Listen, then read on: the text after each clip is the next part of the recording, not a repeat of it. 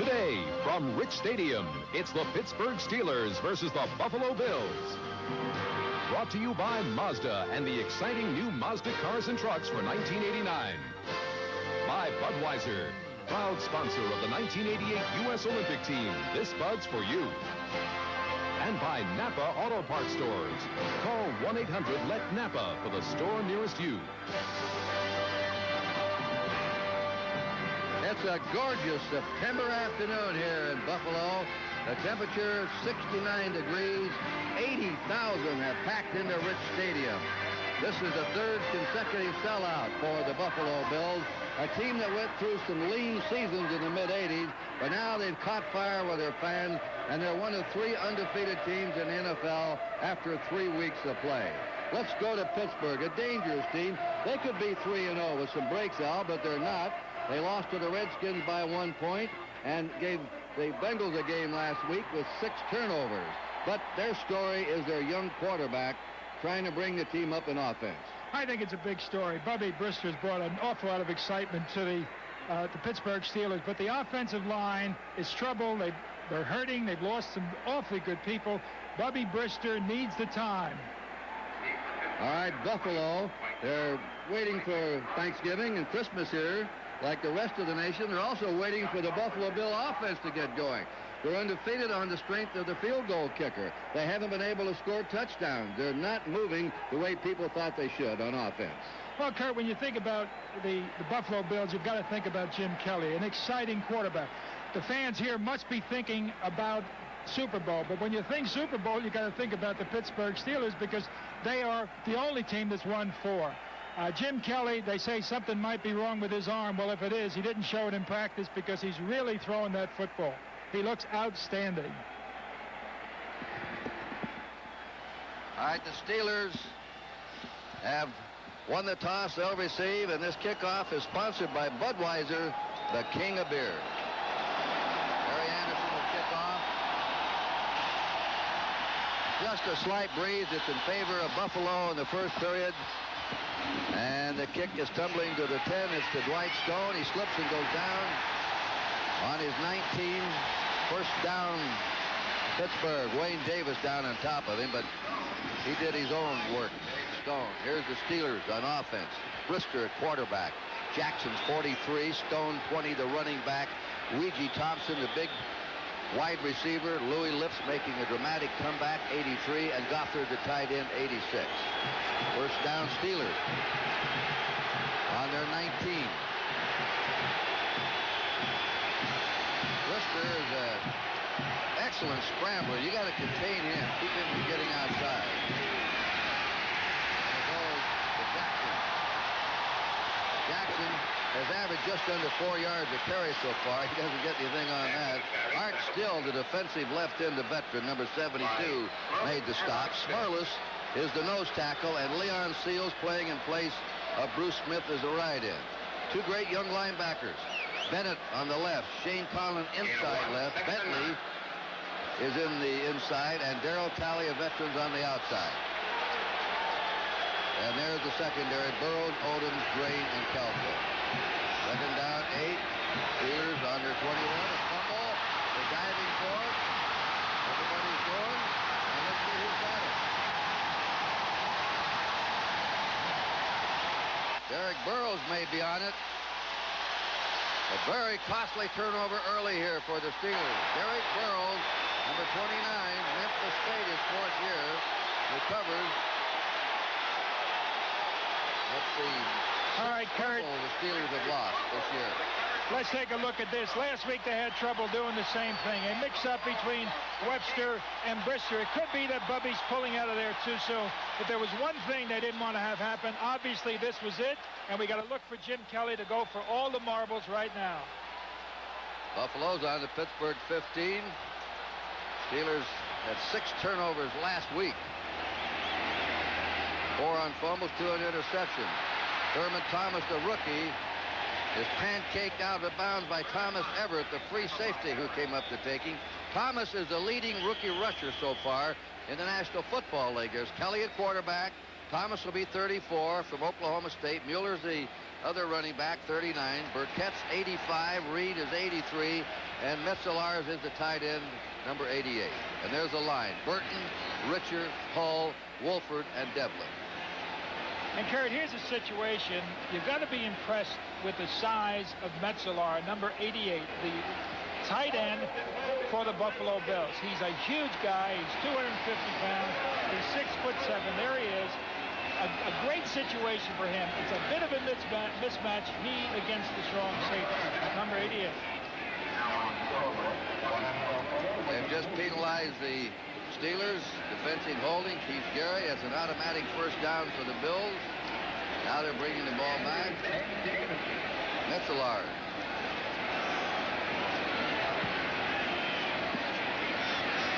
Now they've changed it to the offense. They pointed to the Steelers. Now they turn around and say Metzelaar did the holding. And that moves it back to the Steeler 25-yard line, where it's first down and 20. There's Devlin coming up, number 70. Right by Will Wolford, 73, right guard. Kelly sets him down, first and 20.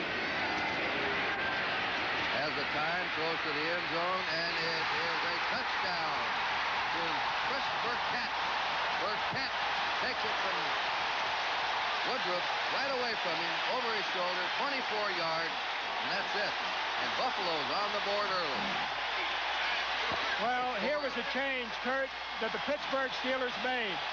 They took Rod Woodson, who did so well at the left side, brought him to the right side. Now, logic might have dictated you hit Woodruff on the left, but rather than doing that, the strategy was to go after the man who was in a new position. Wayne Woodruff, a starter last year, has had a hamstring problem, and he's starting his first game this season. Chris Burkett, 24 yards in the touchdown. The Bills out in front, 6-0. One play, 24 yards. Very quick drive after recovering the costly Steeler fumble. Bills have scored 3 touchdowns in their last 5 games, extending back to last season. And they get one in a hurry here. And it's only Jim Kelly's second touchdown pass, Kurt. We're going to see, I think, the way he's throwing that football, we're going to see an awful lot of action in that deep secondary. I think they're reviewing this play, Al, and they'll review it to see, I think, if the receiver, Burkett, had both feet in bounds when he caught the ball in the end zone. So hold it up on that scoreboard so we see what the moguls of the NFL say. There's Burkett from Jackson State, his 4th year. Let's watch it here. All right, there's one. And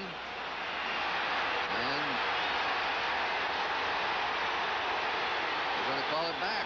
The second foot down was on the sideline. Only 1 foot in bounds. As you all know, you have to have 2 feet in. The second step did not come in. So it goes as an incomplete forward pass. And the score is called back. That's definite. He's on the sideline with that second foot. An incomplete forward pass. It'll be second down. 20 to go. Buffalo on the Steelers 25. And Jim Kelly comes out. And the coach probably said, do it again. Kelly is throwing more interceptions than touchdown passes this year. Throwing 4 interceptions, had 1 touchdown pass. He hit 12 in a row in the second half against the Patriots last week. That's what we told you about the offense last year and into this year. Second down, 20. On the Steelers 25. Kelly looking and goes to the end zone again, and that is knocked away. That time covering is Woodruff. Well, they got one over him, and this time Woodruff made a neat recovery at Andre Reed and slaps it away to save a touchdown. And he read that quarterback beautifully, Kurt. He saw it coming all the way. He was watching Kelly's eyes. He saw him pick out the receiver, and as you say, a great play. Beaten on one side and made a great one on the other. Now we've got an injury, it looks like, in the Steelers secondary that's been racked up. Thomas Everett, there he is, 27 from Baylor. He won the Jim Thorpe Trophy his senior year in college as a top college defensive secondary back. He and Rod Woodson, I think, collided there. Chuck Noll looking on. Dalton Hall is out. He's had a wrist and a groin injury. They had to pull him out, put Woodruff in at left corner, and move Ron Woodson over to right corner. And Woodson was just spectacular last week against the Bengals. This would be a major win for the Steelers. If they can stop the Bills right now, this defense may be making one of the most important, if not the most important play of their football game. I doubt we'll see Dalton Hall today. Third down at 20. Bills on the Steelers 25. It's a trap, and give it off to Bob Riddick, who comes in. And he is stopped by the Steelers in the secondary. Riddick from Millersville State in Pennsylvania. They spot the ball down on the 21-yard line of the Steelers. It is 4th down and 16. And Scott Norwood, who has made 7 straight field goals, 8 out of 9 this year. And he's kicked them into 3 victories. This is a 38-yard attempt for Scott Norwood. The punter, John Kidd, is the holder. And the kick is down. It is up. It is good. And Buffalo didn't get the 6. It comes up for the 3. Out of the miscue by the Steelers. And so the score.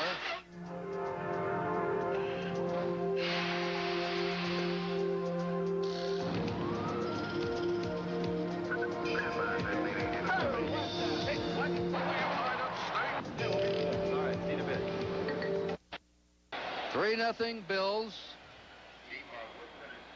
Norwood will kick off. Stone and Woodson are deep for the Steelers. Woodson's on the goal line. Stone's on about the 4-yard line. Stone's closest to you. Just a slight breeze at Buffalo's back here in the first quarter.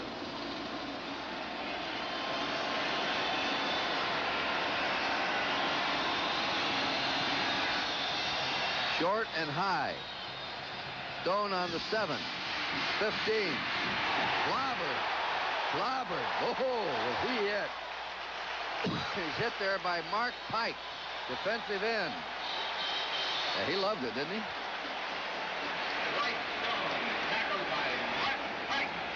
Take another look at this. Here comes Mark Pike. He's got dead aim on him. Drives right through a would-be blocker. Puts the shoulder down.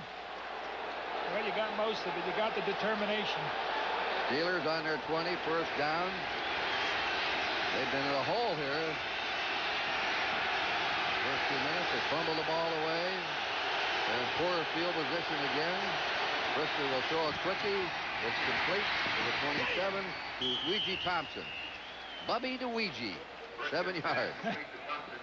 Ouija's a 6'6" receiver from Florida State. Not too fast, but a good control receiver. Possession. He usually catches the ball if it's around him. Not a bad strategy, Kirk, coming with that short control-type pass. They're concerned about the rush of the Buffalo Bills, and wisely so. Those linebackers can come, and it's a very tough front 3. That was a story of the Bill field goal drive. It's now 2nd and 2. Steelers on their 28. Up the middle, they got the 1st down. And that's Ernest Jackson of Texas A&M, brought down by Cornelius Bennett. Jackson carries the tackle by. Let's take a look at these linebackers. Now, this is terrific strategy on the part of the Steelers. They're going right after them, driving at Shane Conlon, right at Bentley, a good block on Bentley. And here comes the runner driving through. If you control that line of scrimmage, your passing game is going to get far more effective. 1st down. Steelers on their 37, trailing 3-0. Red backfield. That's Stone. Stone is slipping. He slipped on the kickoff.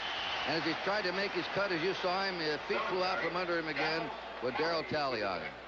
Let's take a look at the ticker. See what's happening elsewhere around the National Football League. No score. The Jets and the Lions. Cincinnati undefeated. Leads the Browns. New England, Houston, no score in the first period. Miami leading the Colts. They've lost 3 in a row. Minnesota ahead of the Eagles. And they're all in the first first period. And Dallas ahead of Atlanta. Tampa Bay, New Orleans can score. Second down, 9. Steelers from their 39. Brisker, time in the pocket. The pass was too high for Dwight Stone. Bad pass that time by Brisker. He had him there open and overthrew him. It's a terrific play on both sides. Unfortunately, the Steelers didn't complete it. Dwight Stone was circling out of the backfield. 58, Shane Conlon coming right with him. It was not a very well thrown pass. Good defense, good offense, except for the pass. Brisker sometimes looks like he has a habit of just following one receiver with his eyes, Al. Yeah, I noticed that, Kurt, preparing for this game, and we'll watch it during the course of it to see if he continues. Merle Hodge and Rodney Carter in the backfield. They're better pass receivers. And Jackson Stone. Lockett's in there for a third wide receiver. It's third down and 9 for the Steelers. As Thompson in motion. Brisker throwing the ball over the head of the receiver on the sideline, Merle Hodge. Coming out of the backfield, Shane Conlon was going back to cover Hodge. Now, what made that effective was really the rush of Art Still. Art put his hands up, and when you're as big as Art, and when you get those hands extended, changes the trajectory of the football. Give it to Art Still. Nice rush. Let's take a look at Art Still coming right up. This is where the trajectory. See that? Perfect. Good shooting. In the punt now. He's averaged 43.5. That's 5th in the league so far. Well, Tucker is the punt returner. Takes it on the run with a 30 and out of bounds on the 33. In college, Tucker broke the NCAA record by running 7 punts back for touchdowns in his senior year. So it's time out here in Buffalo. The score 3-0 Buffalo. You might expect a guy who flies a jet like this to drive a jet like this. The Mazda MX-6 GT. If you also expect it to fly through the wide open space. 4 Super Bowl champs. He says it's the preparation, getting ready, that thrills him in coaching, not the results. Here's the Steeler defense coming up. Aaron Jones, Gerald Williams at nose tackle, carries it right in. And they're the linebackers, Pinto, Little, Nicholson, and Carr. With Woodruff, Ron Woodson, Griffin, and Everett. This goes to Thurman Thomas, the rookie from Oklahoma State. 3 yards for Thomas. Interesting. He did not follow the blocker. You would have thought he was going to take it a little bit more to the outside, but his instinct took him back in. He did have an opening to his right.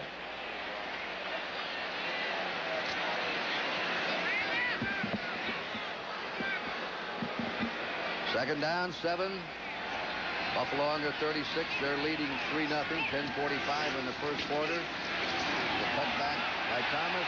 Thomas squirts through and comes out to the 42. Here's a kid, the rookie, who in his junior year hurt his knee after gaining over 1,000 yards his sophomore year. In his senior year, he came back and gained 1,600 yards and then wasn't drafted in the first round. Let's take it from the end zone. Makes a good cut. Follows his guard, follows Jamie Miller into the line. Found the opening. This man is a key guy for the Steelers to stop. He could have a very big day today, number 34. 3rd and 1 for the Bills. Thomas is the second leading ball carrier in the AFC to Eric Dickerson of the Colts. 3rd and 1, and they're going to pass out of the shotgun. Kelly throws, and the pass is intercepted by Pittsburgh. Pittsburgh grabs it off. Flag is down. Woodruff winds up with it. Number 49. Lyle Sanchez deflected it away into the hands of Woodruff. Flag down. This may be called back. Illegal procedure against the Steelers. Well, they may be calling that on Woodruff. I don't know. It was awfully close. 12 men on the field. Oh, thank you, That's sir. 5 yards, and that's the first down. Only had 10 men on the field.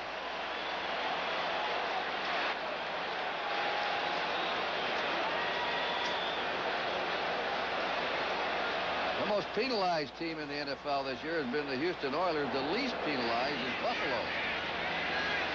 And Pittsburgh is second. Well, the Bills get a first down now on their 46. There goes Thomas, and he's hammered. hard there by Greg Carr from Auburn, who had a gimpy ankle and been a slow starter this year. He made the all-scholastic athletic team in his senior year at Auburn. Very bright student there. Now, getting the Steelers to play it tight, getting those linebackers inside, Little and Nickerson, playing it very tight, makes you a little vulnerable over that middle. Second down. Second and 8. Kelly will put it up. Wide open. Out of bounds, Burkett. Chris Burkett, coming into this game, had caught 4 passes for 61 yards, averaging 17.2. That one goes for 13 yards. And Woodruff gave him too much room. I mean, Burkett may have brilliant speed, but Woodruff had to be 5 yards off of him, giving him too much and too deep. Bills first down on the Pittsburgh 38-yard line to score 3-0 Buffalo. 9:12 remaining in the first period. In the I formation, Thomas the tailback. Mueller the up back. Thomas has it. Thomas cracks through. Got over the 35, and maybe forward motion went to the 33. 5-yard gain for him. The tackle by Greg Carr of the Steelers. And Greg Carr's made 2 fine ones. Here's an isolation. Mueller's leading him straight up. There's good penetration. Greg Carr does not retreat, but Thomas is a tough man when he gets ahead of steam. Second down, 5. Thomas now has 4 carries for 16 yards. The Bills on the Steelers, 33. The I again, they have Carl Byram in there at fullback now. He's a great blocker. Thomas over the 30, running straight ahead to the 26, and should have the first down. He accelerates. Boy, he slithers through those tracks. An 8-yard gain for the rookie, Thurman Thomas. We talked about Byram being a powerful blocker. Watch him here. The fullback is driving in there. You're right. Drives in.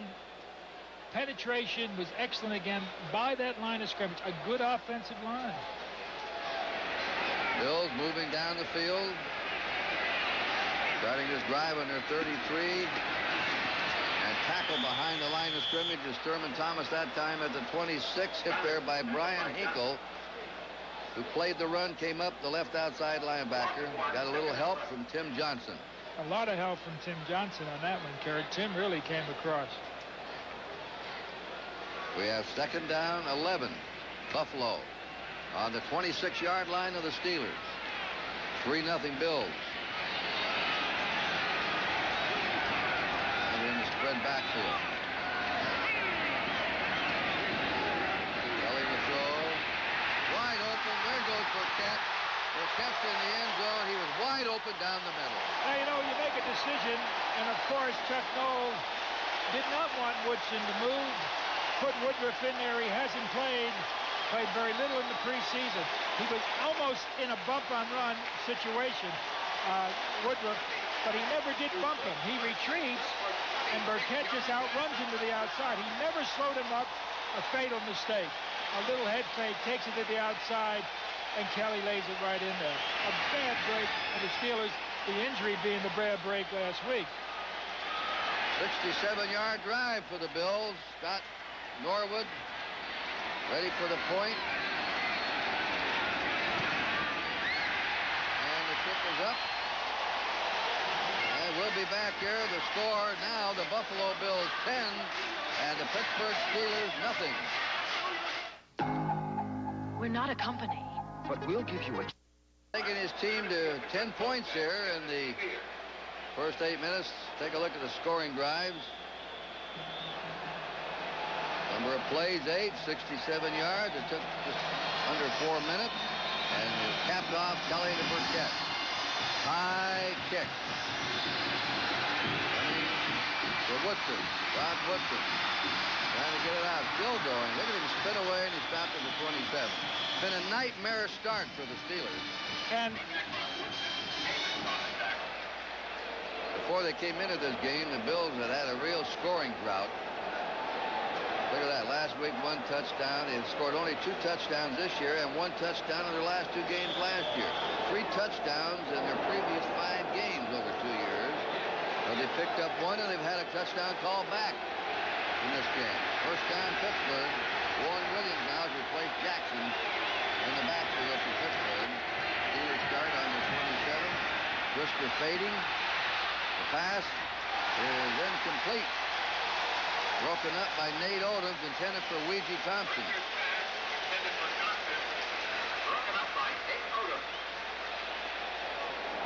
Let's take a look at this now. Here's Brister getting good protection. He has time. You'll notice he's looking out to that side. He's picked out his receiver. Makes it a little easier for Nate Odoms to come up and make the play. A big drive for the Steelers. Good teams come back after they've been scored on. Brister is 1 out of 4. Second down, 10. Steelers on their 27-yard line.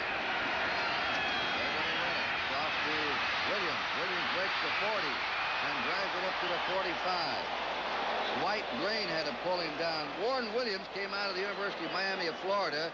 Was impressive in preseason. Hasn't played much since the season opened, but he's a good-looking rookie. Trap play coming right at you. This is an effort, and he's just a hair away from breaking it all the way. Big play for the Steelers. That's the longest run of his career. He hasn't had much of a career yet in the NFL, but he caught some touchdown passes in preseason. He's a very fine receiver. And he went in the 5th round. He wasn't widely heralded. But they crank him out down there at the University of Miami. There's a lot of great players in the NFL from the Hurricane program. And the outstanding coach, Jimmy Johnson. There's a quick slant to Ernest Jackson coming out of the backfield. He's hit by Ray Bentley on the 50-yard line for a 5-yard gain. This is good Chuck Noll strategy. Run the football. Throw it short, get a little bit of respect. The man you've got to watch is Smerlas. On that one run, they were able to handle Fred Smerlas. An awfully good nose guard. Chuck Noll. Look at that career record. His first year, he won his first game and lost 13 in a row. Out to 69. Out of the I formation. 2nd and 5, Steelers on the 50-yard line. This is the farthest upfield they've been in the game. They've got a draw going. It's the first down to the 40. That's Warren Williams. And Williams takes it down to the 37 of Buffalo. Shane Conlon had to collar him there. 13 yards for Warren Williams. Williams, Kurt, made the run. Ernest made the block, number 43. A blitz coming. Ernest Jackson picks up the blitz. They said he couldn't block. Well, watch 43. There's the block that breaks it loose. And a good run to the outside, Warren Williams. Well, Williams, a rookie, has put some spark in the Steeler attack right now. And they're mixing it up. 2 runs for 30 yards. First down, Pittsburgh on the Bills 37. Bills are ahead 10-0. 4:40 to go in the first period. Brister puts them down. And he's going to throw. And out it goes to Lips, and it's over his head. First time he's gone to Lips. White Grain covering Lewis Lips. Quite a story, Lewis Lips. His first 2 years, he went to the Pro Bowl his rookie year. He scored 26 touchdowns his first 2 years. And the last 2 years, he only scored 3. There's the Jets leading. Cleveland's come back with a field goal. 7-6, Houston. Miami and Indianapolis in the first. Minnesota, 10. What's happened to the Eagles? Everybody thought they'd be rolling. Dallas over Atlanta, and New Orleans leading Tampa Bay. There's Louis Lips. He had hamstring problems, went on a running program in the offseason, and evidently has cured the condition. Draw again. Warren Williams on the delay, plowing over the 35 to the 33. He gets 5 yards. Fred Smerlas and Hal Garner. Speaking of that first year of Chuck Noll, Al, winning 1, losing 13, Smerlas played on a Boston College team that went 0-11. He's gotten better. Yeah. Well, yeah, he's growing better with age. Third down, 5. Pittsburgh on the Bills 32. Hodge and Carter in. 3rd and 5. Trying to protect the Brister. He runs out of the pocket. They're dumping. The 32, Leon Seals. who's taken the place of Bruce Smith, the all-pro defensive end, is suspended. No game. And there is a mistake, I believe, on the part of Bubby. Another second, Bubby Brister could have hit a man over the middle. He felt the pressure, and he took up too soon. The man was really being blocked around him. Here's Seals a sack. Here's the second most accurate field goal kicker in history of the NFL. Morton Anderson is first. Gary Anderson is second. He's hit 5 out of 7 this year. He's hit 77% of all of his field goal attempts. He's short. He's short. That was a 49-yard attempt. That's the third one he's missed this year, between 40 and 49. So the Bills dig in and stop the Steeler drive. We'll be back. It's 10-0 Buffalo. For 75 years, Liberty Mutual has shown companies like IBM, companies like General Mills, and thousands of others how to make their workers' compensation dollars work harder. As a result, they've made Liberty Mutual the largest insurer of America's working men and women. America believes in liberty. Liberty Mutual Insurance. I used to put in 5-6 hours of TV a day. Now I can't get near it. My parents always have it. You see, Stanley's giving away these home improvement. Buffalo in the lead. Gary Anderson. 1 out of 4, as we told you, from 40 yards and over this year. First down, and Kelly falls. There's a fumble. Pittsburgh has it. Mike Webster, the 15-year veteran. No, it's David Little on it. David Little. David Little. The Steelers have 10,000 fans here today. David Little popped on it. And that's the kind of break the Pittsburgh Steelers needed. A big break, a big hit. They're playing run on first down. Linebacker is shooting. Big play right there. Never looked like he quite had the football. And there's David Little, number 50. Be an interesting first down call here, Kurt. Boy, this is a washout for both teams this year. Same takeaways, same giveaways. You want to be on the plus side with the season goal. Pittsburgh on the Buffalo 29. Just a deep retreat. The pass is complete to the 25-yard line, and he hits his receiver there, Preston Gothard, the tight end, 86. Shane Conlon wrapped him up. Conlon has 28 tackles this year coming into the game.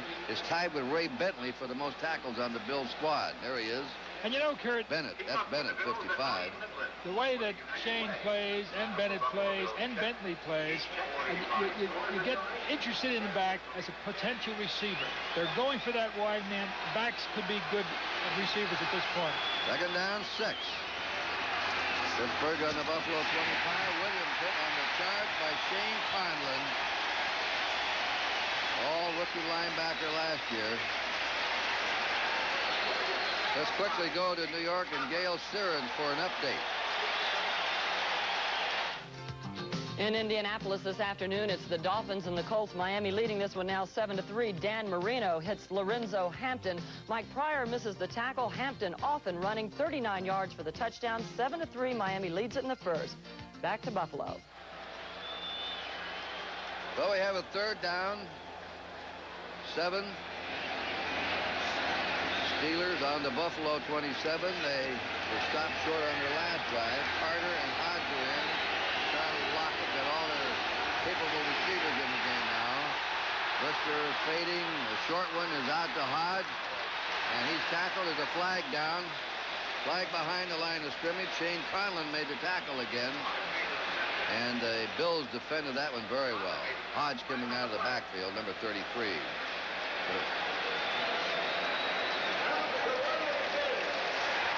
No penalty.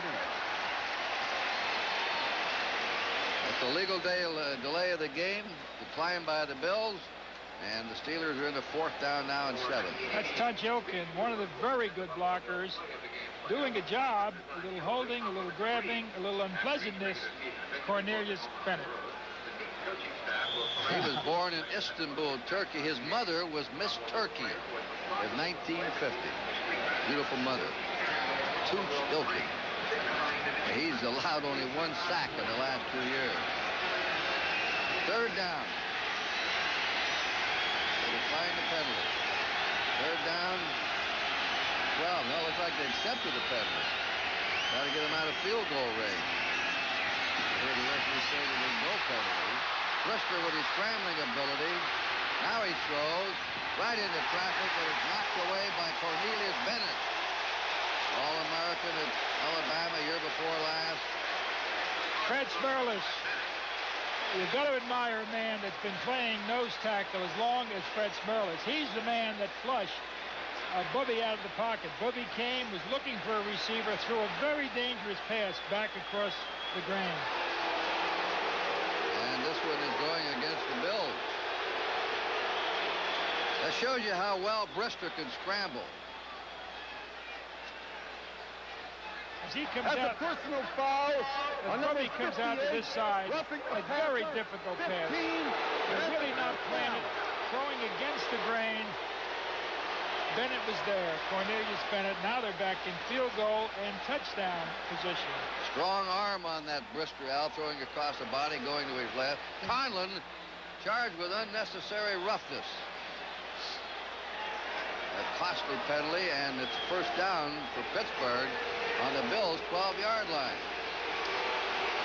James Conlon, defensive rookie of the year last year in the American Conference. Brister barking no signal. Throws a quickie. It's complete inside the 10. Derek Burrows wraps up Lewis Lips. 7 yards.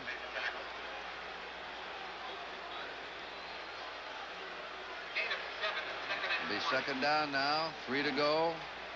And Warren Williams, a tough spot for Bubby Brister. Warren Williams in the football game gives them a dimension to that outside. Art still good inside, but maybe not moving quite that quickly to the outside. Second and 3 on the Bills' 9. There he goes. And galloping just short, Ernest Jackson.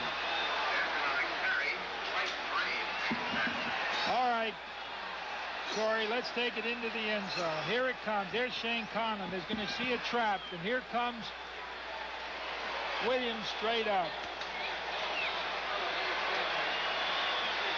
And we've got time now to leave Buffalo and go away. We'll be back with the score 10-0 Buffalo. This is Scored on the field goal by Norwood, and then a 26-yard pass to Burkett from Kelly with 7:17 to go. But Pittsburgh now knocking away. There are the first quarter stats. Steelers have outrushed the Bills. Passing, not much for either club. Total yards in favor of the Steelers, although they're trailing 10-0. And the Steelers have had more possession time, Al. You know, Kurt, a man you hear so little of, the tight end. We saw it last week in Houston where they rarely use their tight end. And Preston Gothard is a big one, number 86, good blocker. So you have a feeling that maybe the Bills will not be looking at this man in this particular situation. They got short yardage. Watch those two backs coming in.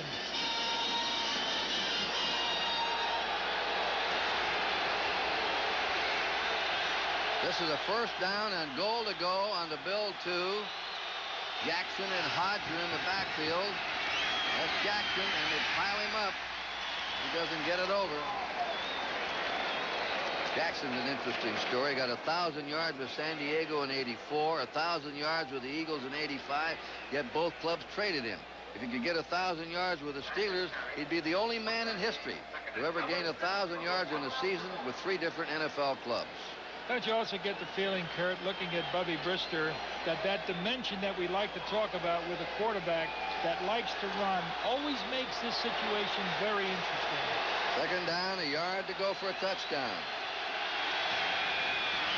Driving ahead. Really smearing things up with Smerlis, the 10-year vet. He's played every game since 1980.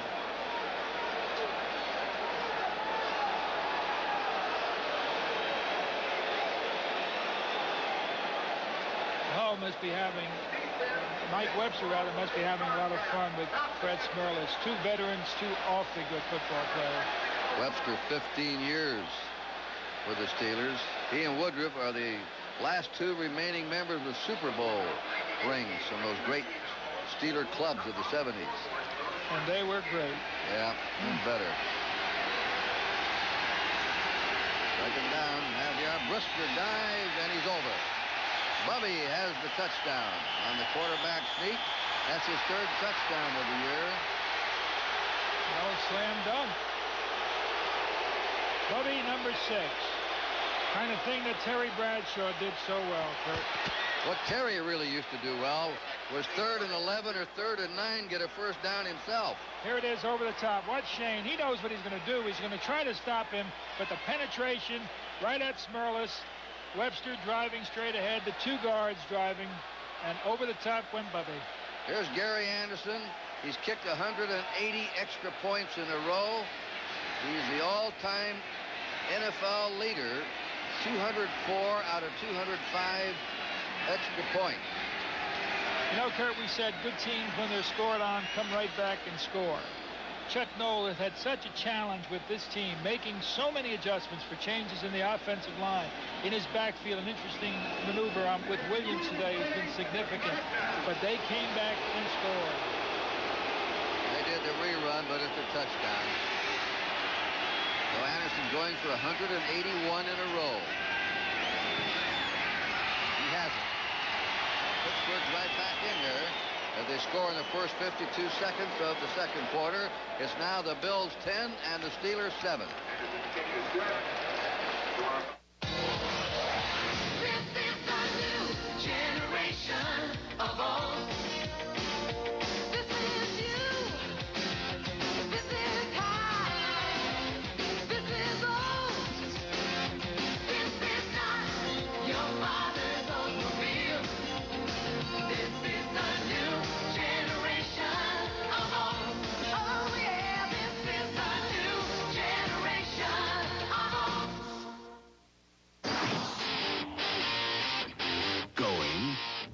Going, gone. Beer drinkers are knocking the door. The kick goes right down the middle. Tucker's waiting for it on the 2. He's out to the 10, far sideline. Steelers pursue him and take him out of bounds. Here's the summary of the scoring drive for the Steelers. Capped off by Bubby Brister's half-yard buck. Kurt, here's that situation again now. We said There's the good, drive, Al. Yep. We said good teams come back and score when they've been scored upon. Now, the one thing Marv Levy doesn't want to have happen down here is that his team make a mistake. His team have a turnover. So you can look for the running plays and the controlled type passes. The Bills started on their own 20, first down. They're ahead 10-7. Kelly on the handoff to Jamie Mueller. They don't give those fullbacks much in the Bill attack. Let's go now to New York for an update. In Houston, the Oilers on top of New England 14-6. Cody Carlson, a short screen pass to Alan Pinkett. He does the rest of the work, faking out Raymond Claiborne, 51 yards in all. Houston leads at 14-6 in the second. Back to Kurt and Al in Buffalo. I'll bet you that's a fired-up Club Houston after getting plastered by the Jet 45. I wouldn't the one's been around the practice field all week down there in Houston. Second down, the Kelly pass is complete to Tremaine Johnson, who just came in the game. 11 yards. Tremaine Johnson held all the pass receiving records at Grambling. He went in the USFL, caught a bunch of passes, and they finally picked him up here, but he's been rather quiet on the reception side. Okay, control. Run the first play, hit short the second play. Now, this secondary of the Steelers, here's the 10-minute ticker. 3-3 Detroit there, but Larry Griffin, number 22, he's starting for the first time. A very aggressive safety man, the kind of man you like to watch, number 22. There he is. Larry Griffin, North Carolina's third year. Kelly fires. Great catch by Pete Messelar, the tight end. Perfect drop pass into him on the run, and Messelar is a big tight end took it. He's 6'7", weighs 250. And we talk about Larry Griffin. Now, Larry was at the line of scrimmage. He created the seam, actually. It may not have been his fault, but perfect pass. Perfect pass. Metzelar was All-American in Division III in football and basketball at Wabash College in Indiana. All-American in 2 sports. First down, the Bills on the Pittsburgh 43. 10-7 Buffalo. That's the rookie running back, Thurman Thomas of Oklahoma State.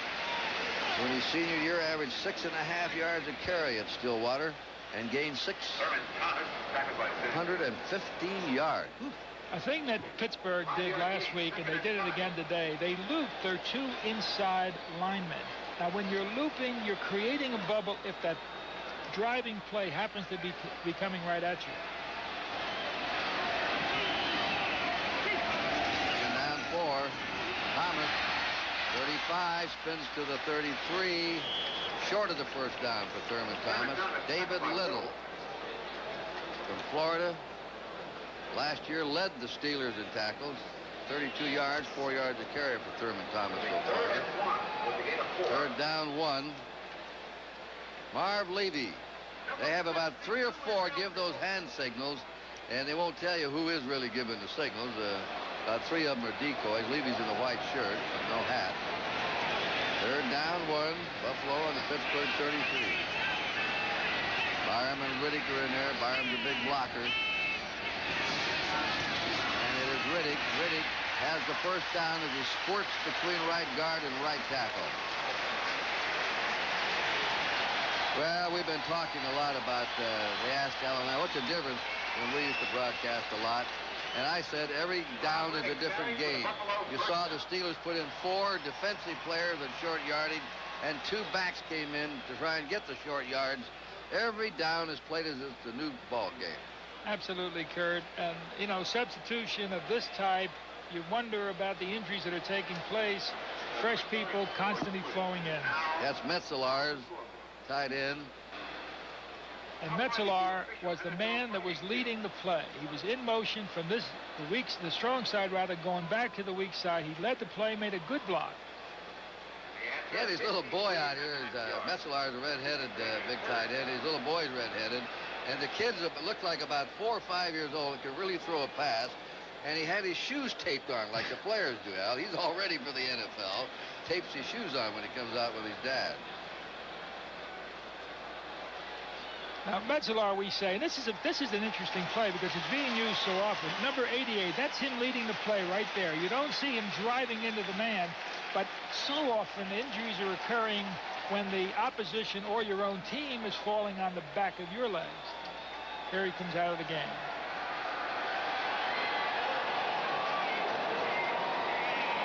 Well, Kurt, good teams, I said, score when they've been scored upon, and Jim Kelly's moving them right down. Put Butch Raleigh into the game, Rich Roll from Michigan State. As Kelly figures, 4 out of 6. First down Bills on the Pittsburgh 31. Johnson going in motion. The pitch comes to Thomas. Thomas dances away, fumbles the ball, and the Steelers have it. Steelers have it.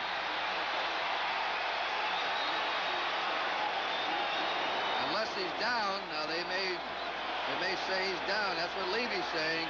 Ball carrier hit the ground. Now the official is giving the ball to the Steelers. Larry Griffin was on it. And Jamie Mueller makes an excellent block. Thomas takes it to the inside. Now watch where the ball is being carried. He really doesn't have a hold on that football. He never had a hold on the football. Rookie mistake.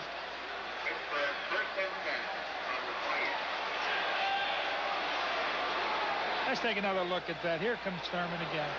Notice he's just running like a halfback, but that ball gets really knocked out by the tackle. Yeah, he wasn't down, and as he was going down, the ball popped loose. Second turnover by the Bills. Steelers have had one. Steelers ball on their 28, first down. Bubby Brisker. Goes short to left. Overthrew him. He had the Bills thinking he was just going to throw a short one. Then he delayed and let Lips get downfield about 7 or 8 yards more, and then overthrew him on the sideline. Cornelius Bennett, one of the really dominant players that we've been talking about. Here he comes, still takes it to the outside. 2 people, not 1, but 2. Blocking on Mr. Cornelius Bennett. Well, he only played 8 games last year. A whole lot. Complex trade among the Rams, the Colts, and the Bills. Ernest Jackson with the ball, brought down by Shane Conlon. The gain of 2. How good is Bennett? Well, Walt Corey's been around. Here's what he says. Kind of player who screws up the other team's game plan. An impact player. Now it's the new buzzword in pro football. Impact. Makes an immediate impact on the team. 3rd down, 8. Steelers on their 30, trailing 10-7. Second quarter. Pass is knocked away by Nate Odoms. That's the second one he's broken up. Rodney Carter was the intended receiver. Odoms is 37. And it'll be punt formation for Pittsburgh. And that's a great play. You'll notice Odoms came in motion with Carter, and when Carter took it to the outside, he went back with him. You don't do it any better than that. Punt formation. Good football game. Harry Newsom will do the kicking. Harold Tucker, who was a terror as a kickoff and punt returner a couple of years ago at the University of Utah.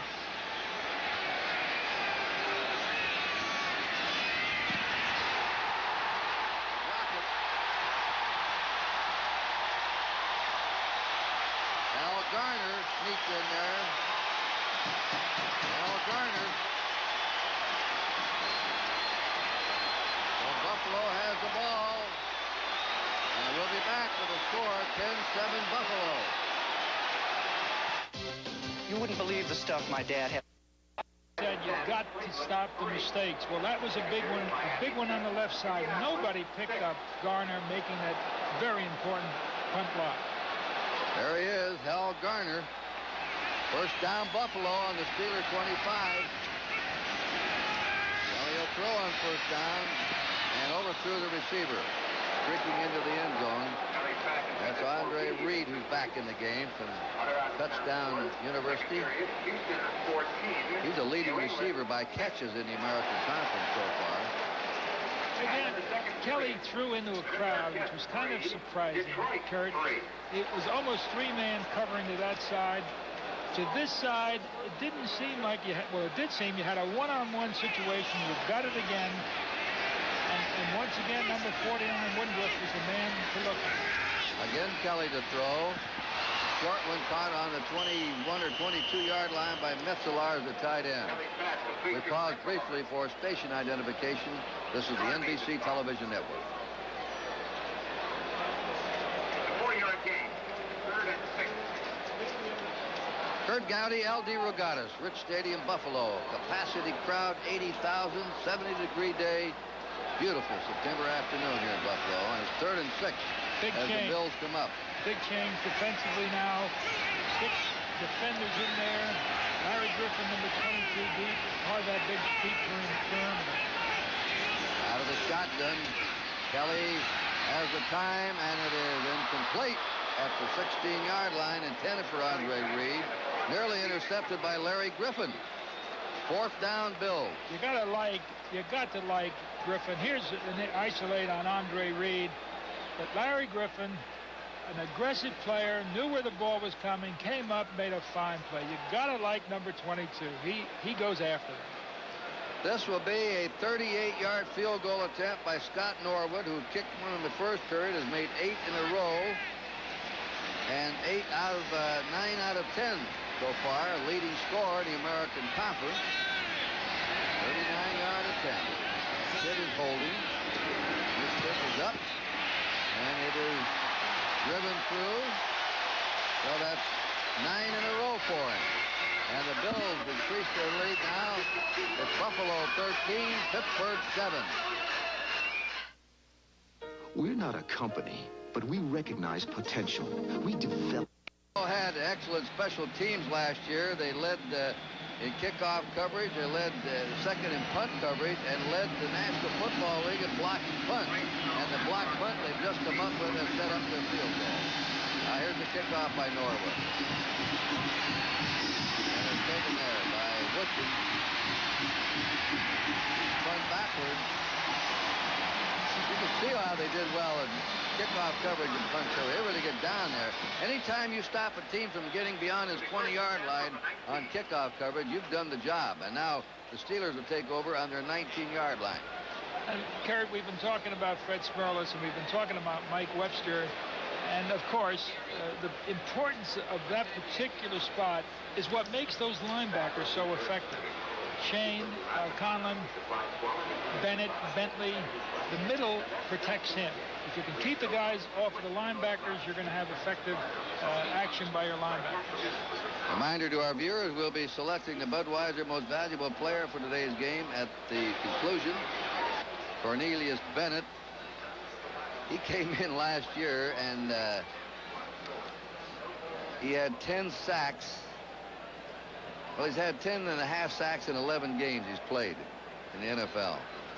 You know, Kurt, he obviously and deservedly gets a lot of ink, as does Shane Conlon gets a lot of ink. But number 50, Ray Bentley, has been impressing me not only today, but during the week preparing for this football game. He's a man that is really working constantly. He's outstanding against the run. You always liked those quiet guys, didn't you? Yes, I do. Sort of the laid-back guys that they don't write about or talk about, but get the job done. There's Bentley. There's the man you like, Ray Bentley. And I tell you, Al, they talked about him last night. Keep your eye on him, Kurt. He's a player that isn't getting the publicity with Conlon and Bennett, but he's a good one from Central Michigan. He writes children's books, by the way. And he has a character called Darby the Dinosaur. Here's the featured character of his children's book. That's Hagee down. Well, the turf is so tough, and it looks like really it was a turf injury. Yep. Grabbing his knee or his shin. We were walking Hagee. on... John Hagee of Texas, a rookie. We were walking on that turf yesterday, and I said to Marv Levy, Kurt, I don't think I'd like to play on that. But it does make a nice picture. There he comes off the field.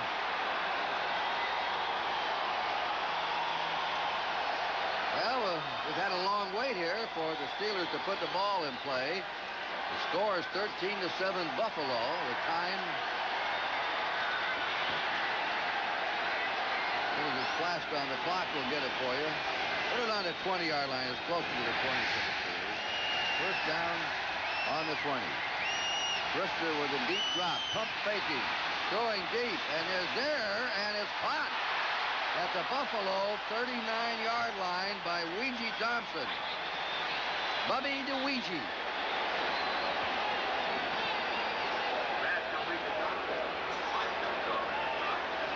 Well, they may have been expecting something to come on the short side, but they got a bit of a surprise. And look at the offensive line, giving him the kind of time to throw it deep.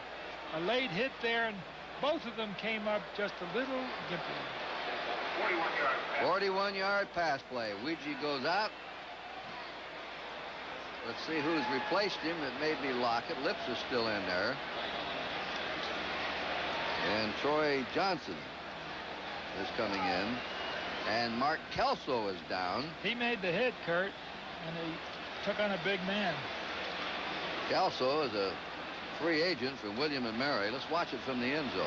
It looked like they were playing zone defense because too much of a gap was given on that particular play. Both guys hit very hard. I told you, Al, you get that ball to Ouija, he'll hang on to it. He's yes, he one sure of those possession receivers like Bolitnikoff used to be. And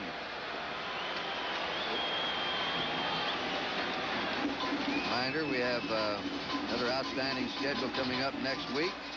Buffalo at Chicago. I'll be there with Merlin Olsen, and the Bills will be playing the Bears. Cleveland's at Pittsburgh.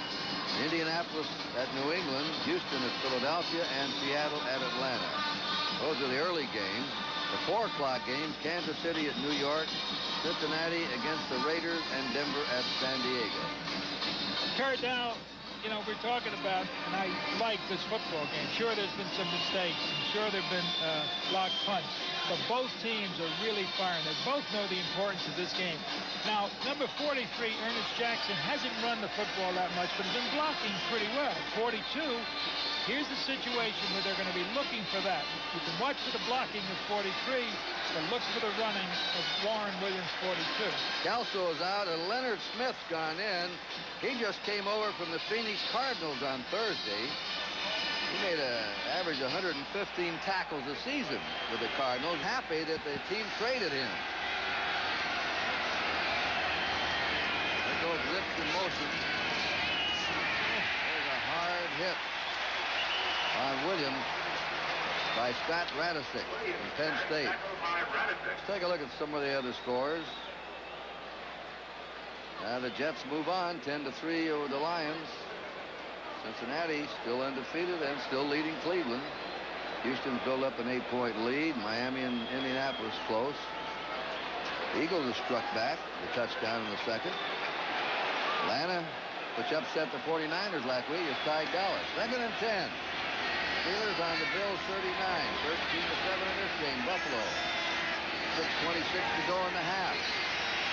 Brisker out of the pocket. And it is hit by number 91. Just right. He just nailed him around the ankle from behind. That's a loss, and that's the second sack by the Bills. Once again, the temptation, although the patterns were very deep, the blocking was fairly effective. But Brisker again, and here you're going to see that big surge. Everybody's coming. 91 just gets it. Excellent play. Merle Hodge, Rodney Carter come in. Pass receiving specialist. Coming out was Wright, who made the sack. A rookie from Central Missouri State. This is now a 3rd down and 20 for the Steelers from the Buffalo 49. They're going after Brisker. He's throwing deep to Lips. Lips grabs it. Sensational catch by Louis Lips. Burroughs was all over him. He was falling down. He was off balance. What a clutch play by Louis Lips. It was all pro his first 2 years till he started getting hamstring problems. Well, Dwight Drain looks like he's going to try for the interception. There's a bump, the release. Now you'll see a man coming up, number 45. Mistimed it. What a sensational catch by Louis Lips. Well, the Steelers come up with a 1st down on Buffalo's 14-yard line. And we have a timeout. Who's the timeout on?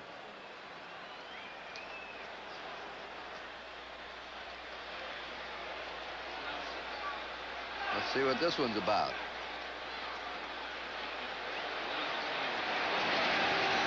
We told you, now look at the first 2 years for Louis Lips.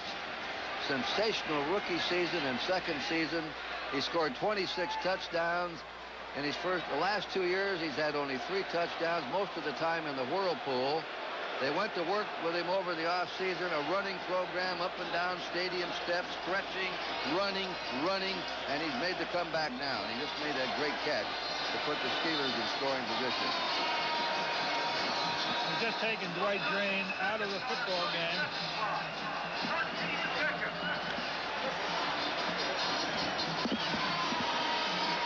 That's a clock that's giving him the trouble. When play is resumed, Steelers have the ball on the Buffalo 14-yard line.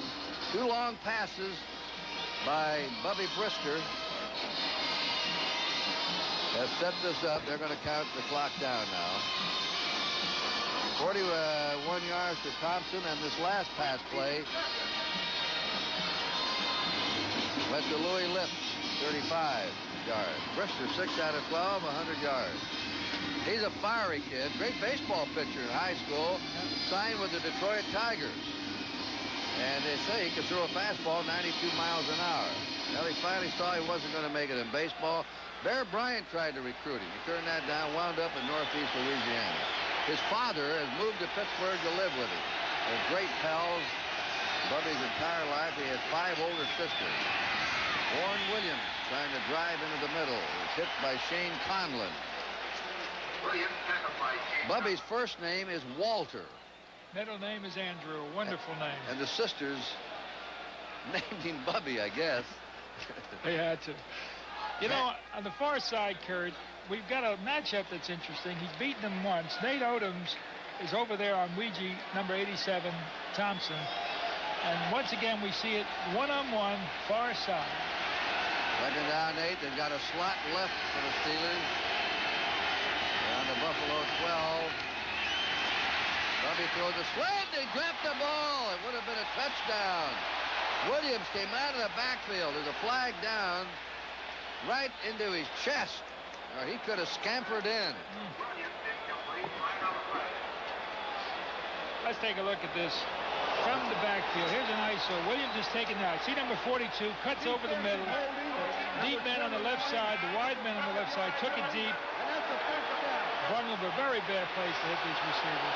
Well, that's holding against Derek Burrows of the Bills. First down automatically for the Steelers on the 8-yard line of Buffalo.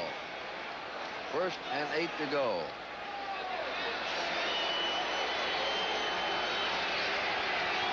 Look at the Steelers inside the 20. They've had 5 touchdowns, 11 chances, so they put them away 5 times. Williams out in motion to the 5, and that's it. That's all for Ernest Jackson. Gets a 3-yard gain. Conlon has been all over this field. The All-American ex of Penn State, and Cornelius Bennett, 2 of the great linebackers of college football in recent years. Conlon led his team to the national championship when they beat University of Miami in the Fiesta Bowl 14-10. Again, Bubby Brister, as a running quarterback, adds that dimension. I looked at that left side. Nobody seemed to be looking at Bubby. Possible bootleg. It's 2nd down, 5 to go for a Steeler touchdown. They're trailing 13-7. He'll throw. Lobs it out to Williams. Williams is over for the score. Warren Williams on the touchdown. I tell you, that is really good. Whoever called that play saw the weakness on that far side. I was thinking about Bubby coming around, but the weakness was rather apparent. They gave the man too much room, and again, there's Warren Williams, Al, with his first touchdown. I want to tell you, he gave it some effort down around that goal line.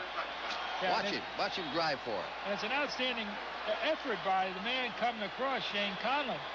He really drive. He's been the difference for the Steelers today. He perked him up. Williams came in and has put some real spark in their offense. They've tied the game and now have a chance to go ahead. You know, Kurt, there's so many great athletes. We were talking about Dwight Stone, and all of a sudden, here comes Williams out of nowhere. It was sensational first half. There's Bubby. Review, it's a touchdown. Gary Anderson will try for his 182nd extra point in a row. And the string rolls on. Steelers in the lead for the first time. Here's another shot at it. Look at Bubby Brister dropping back. Immediately he picked out that receiver. A little bit of a flaw in Bubby, but it happened so quickly, and Shane Conlon, as we said, came over driving for the flag. If you're not tired of this look, here it comes again from the end zone. This guy's going to play himself into a starting position. Yeah, he's going to get tired with one more review. So it's Pittsburgh 14 and Buffalo 13, and the Bills now must rally. They were losing last week 14-13, but it was a far different situation, and it was right at the end of the game. We've got a football game. Brister's 2 passes, a long one 41 yards to Ouija Thompson, 35 yards, capped by a sensational catch by Lewis Lipp, is what sparked the drive. And there he is, 7 out of 13, 106 yards for Brister. The kick is coming to Errol Tucker, and he's going to down it for a touchback. Some folks likened Brister to Bradshaw when Bradshaw first came up. Bradshaw had a tough time. Remember, they used to call him dumb and, you know, didn't know football and this kind of stuff. After 4 Super Bowl rings, he'll be eligible for the Hall of Fame next year, and I'll bet he makes it. Wait till they start putting the players from the steel curtain teams. There'll be a raft of them into the Hall of Fame. That's how great they were. I think Mel Blount will make it. I think Jack Lambert will make it. Al, what do you think? Yeah, I absolutely agree. And I asked Joe Gordon that very question that you were talking about regarding Bubby Brister. Terry was bigger. Terry was stronger. And there's a Hall of Famer right there. Joe Green. He was the first player Chuck Noll drafted in '69. The next #1 draft pick was Bradshaw. The pass is out to the 25. Spinning away is Chris Burkett, and he's down.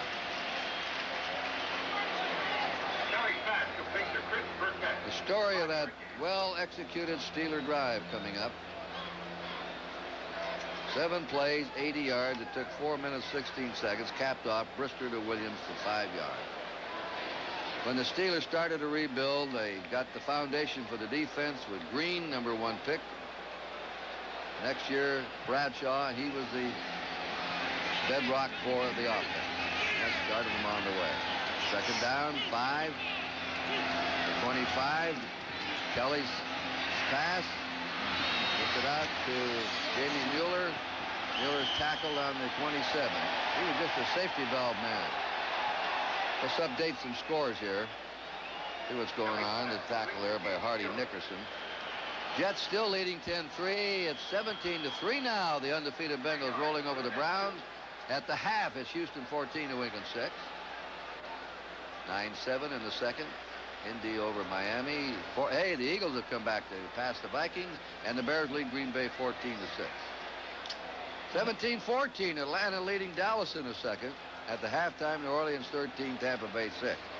And what's going on down there in Atlanta? Read where they're talking to Jacksonville. Jacksonville's talked to everybody about getting a club in. They nearly had the Houston Oilers. Well, Hardy Nickerson to me plays football as well as anybody seems to be playing on this field today. He comes in here and just terrific hit, but he got the worst end of that one. He's there, he's dinged. He's still on the field. This telecast presented by authority of the National Football League. It's intended for the private use of our audience. Any rebroadcast or other use of this telecast without the express written consent of the Buffalo Bills and the National Football League is prohibited. This game is the property of the National Football League, Pittsburgh Steelers, and the Buffalo Bills, and all rights are reserved, Mr. DeRogatis. Well, I'm happy to hear that. That's Hardy Nickerson down.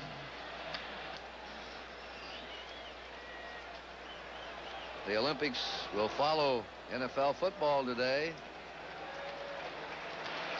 Some surprises in the Olympics, Kurt. The Americans, you know, you think of Moses losing and Chrissy Everett losing and Mary Decker Slaney losing. Yeah, but a lot of guys won, too. Here's one more look at the hit. Hardy Nickerson, 54, puts his head down and drives. And Mueller is not exactly a small guy. This is a 3rd down and 2 to go. The Bills on their 28. They'll pass for it. The short pass is complete to Ronnie Harmon, and Harmon has the first down. Harmon out of Iowa. He's a good pass receiver. It's rare to see a screen develop quite that way, quite that quickly with 4 men in front of it. It really wasn't a perfect screen, but it was effective. Notice him breaking out. Look at all the blockers here. You would figure you're going to go a long way. Doesn't get all that. The man takes down what he could. Number 26, who's been hustling all day. You know, Al, we're not seeing as many screens as we used to. That's because of the way the linebackers play, Kurt. Kelly's pass. Complete to Andre Reed.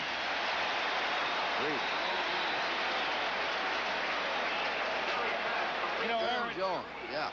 Aaron Jones, Kurt, is a man that, you know, some people use his name in the same breath as Joe Green. Well, they're not ready to talk about that yet. There he tries to go over the top. I'm not sure that's too clever. Buffalo has the first down on their own 49-yard line. Steelers have been big in recent years at drafting linemen trying to shore up their defensive line with #1 pick, and it's a 2-minute. No, somebody's taking the time. There's 2 minutes and 2 seconds to go in the half. Kelly thought it was a 2-minute warning, started at the sideline. You know, Kurt, we talked about Rod Woodson. Here's a man that really, literally during the course of a game wears himself down. We see him here playing outstanding defense. He's here on the right side. He was involved in that play where he took down the blocking, Rod Woodson, but he's also in there on punts. He's in there on kickoffs. He's a great athlete and brilliant world-class speed, but the best get tired. 17 seconds left on the 30-second clock. They're having some problems with the clock. 2 minutes and 2 seconds remaining in the half. They're resetting the clock now down to 17.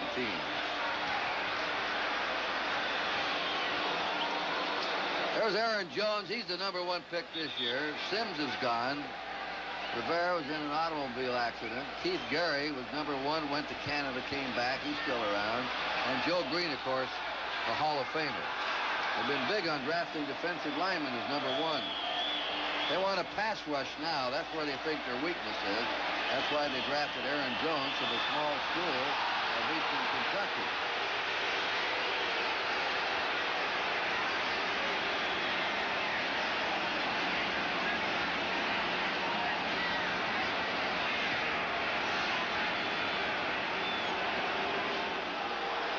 Referee Ben Drive. Notice the referee is a good guy this year. He's in the white hat. Levy's talking to somebody. Kelly on this drive is 4 for 4 for 29 yards. He's hit 4 different receivers as he's been trying to mix them up. And now it's a 2-minute warning. The clock shows 2 minutes to go. 2:02 on the game clock. And they say put it back to 2:02.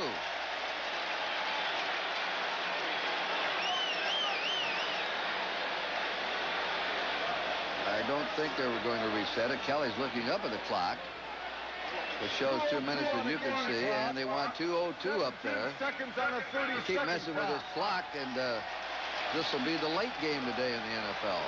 Hardy Nickerson, number 54, back in the football game. There it is. 14-13. Pittsburgh leading Buffalo. Buffalo had a 10-0 lead at the end of the first quarter. Bubby Brister's sparked his team to 2 touchdowns. Nickerson back in after being shaken up. Steelers leading tackler this year.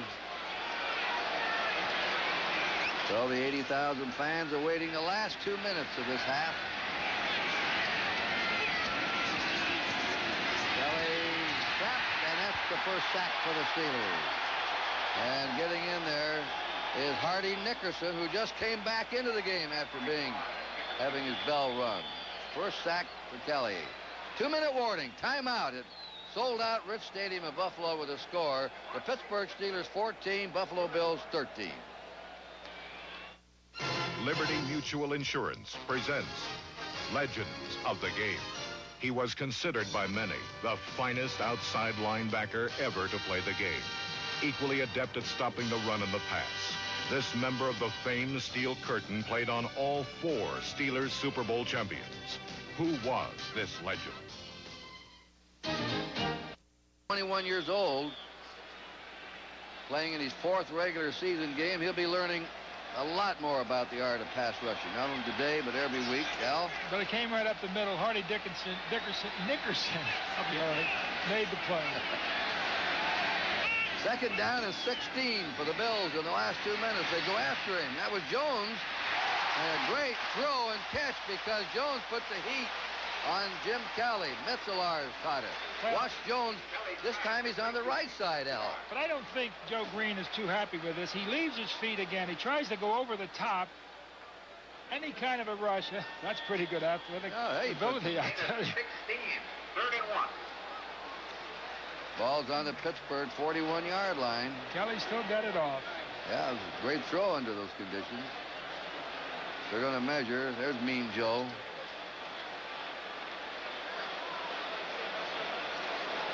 Got one of the great smiles of all time, Joe Green.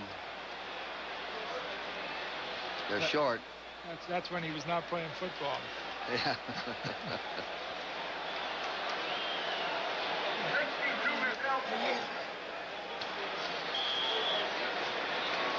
Up come the Bills now. Third down and about a foot to go on the Steeler 41. It's 14-13 Pittsburgh. A minute 50 to go in the first half. Large in motion. Riddick. Hey, I don't know whether he made it or not. That's tough. David Little, I think, got underneath him. What are they going to do? They're going to call it a first down? It is a first down for the Bills. That was the same play that Pete Metzelaars got hurt on and ran the identical play, made the very same block.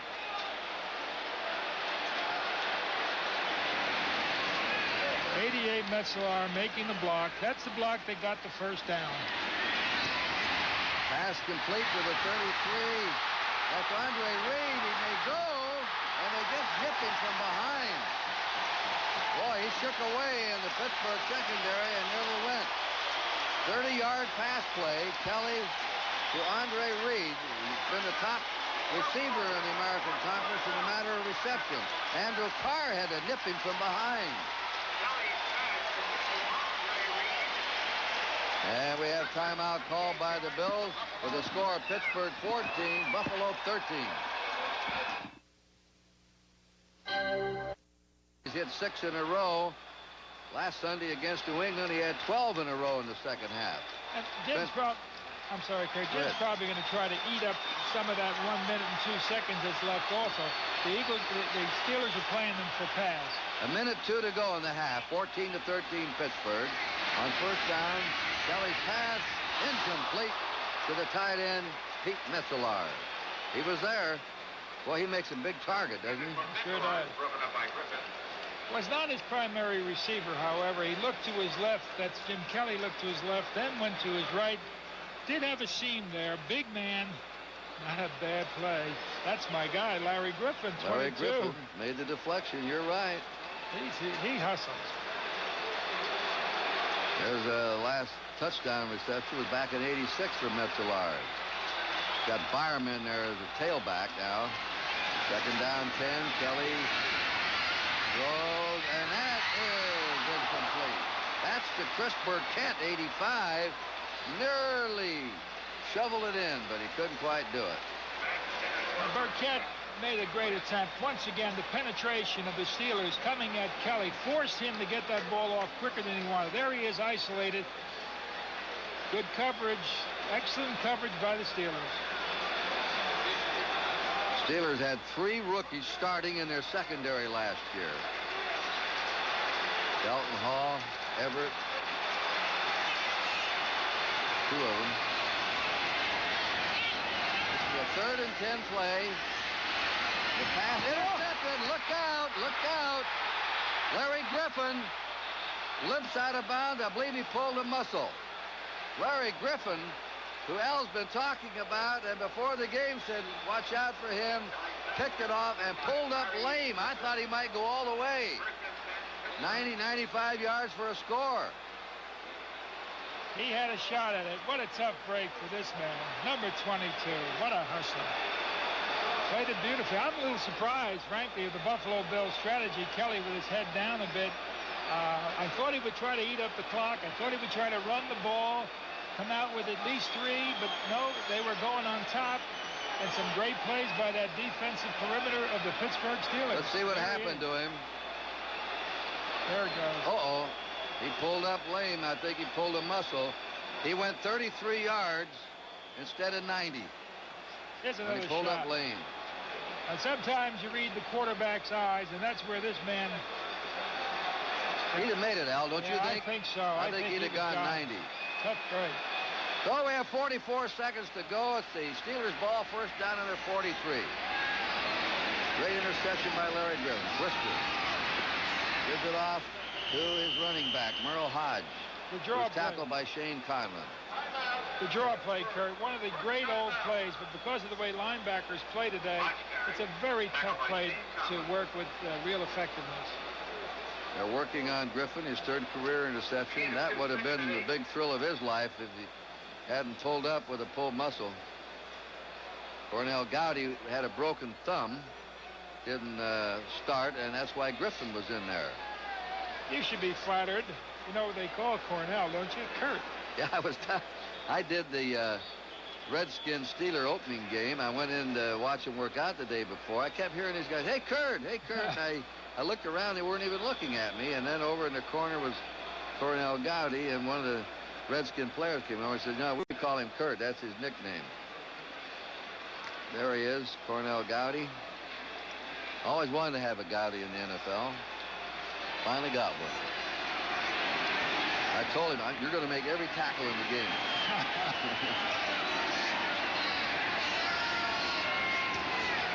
Brisker on second down, throws, and it is intercepted. Wayne Davis. 28 seconds. Oh, Kurt, they're holding no punches. You know, again, you had the feeling that somebody was going to try Wayne to get... Davis. Had the feeling someone was going to try to play a short football field and come up with 3 points. Kind of forced it. It was overthrown a bit. When that man gets way up in the air like that, that tip is generally intercepted. Davis. I thought the Steelers just sit on the ball, Al, and kill the clock out at 28 seconds to go in the half. No, try to get in field goal range also, Kurt. First down, Kelly out of the shotgun. Throws his screen. That's to Ronnie Harmon. Harmon breaking away, still going. Look at this. Harmon's out of bounds on the 22. Sloppy tackling by the Steelers that time. Darren Jordan brought him down. You know, Kurt, we talk about the screen pass. I've complained a bit that it hasn't been that effective. But here is a screen pass to absolute perfection. Now look at that wall in front of Ronnie Harmon. Blocked there on Nickerson.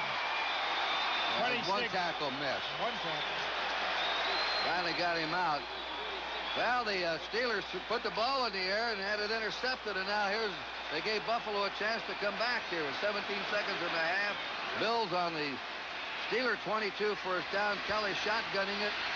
Another screen. That's an incomplete pass. That was meant for Ritter. And that stopped the clock with 13 to go. That's the old Paul Brown theory. You know, if it's working to one side, make it work to the other side. Do it until they stop you.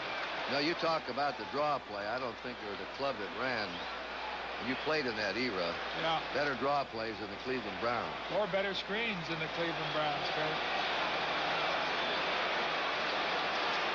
That's right. Marion Motley.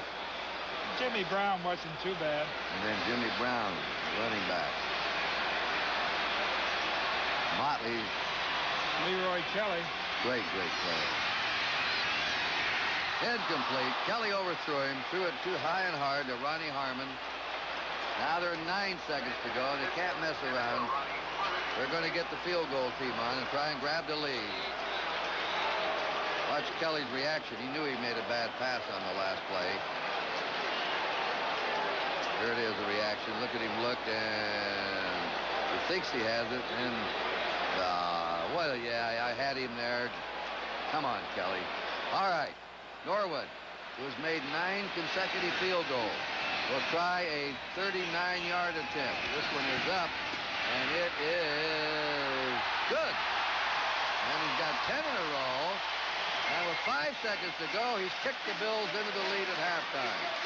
The Steelers had the ball and let him get away.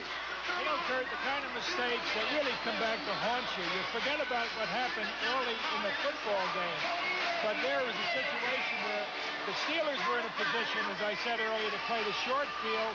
Possibly they get the field goal. They put it up. One big running play by Harmon in the field goal position. Well, Al, I think you and I last worked together in, I don't know, 76, 77, around in there.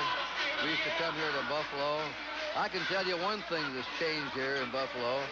The music. Yeah, Ho, ho. I better not comment on that. happy right now. We've seen a thrilling first half.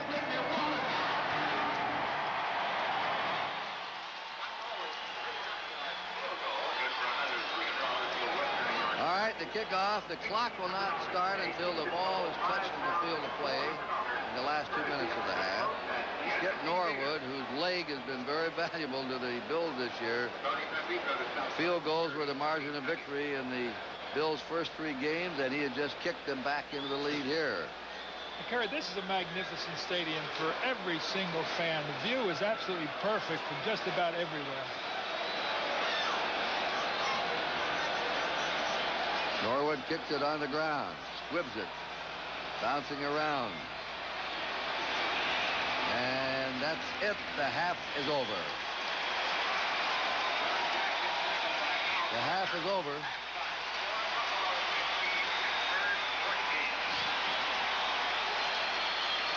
In the first quarter, Burkett scored a touchdown, then a field goal in the second quarter. The Steelers came back, took the lead 14-13. The Bills' field goal puts the Bills back on front. And halftime activities will continue. We'll be right back after these messages from your local station. Kick the extra point.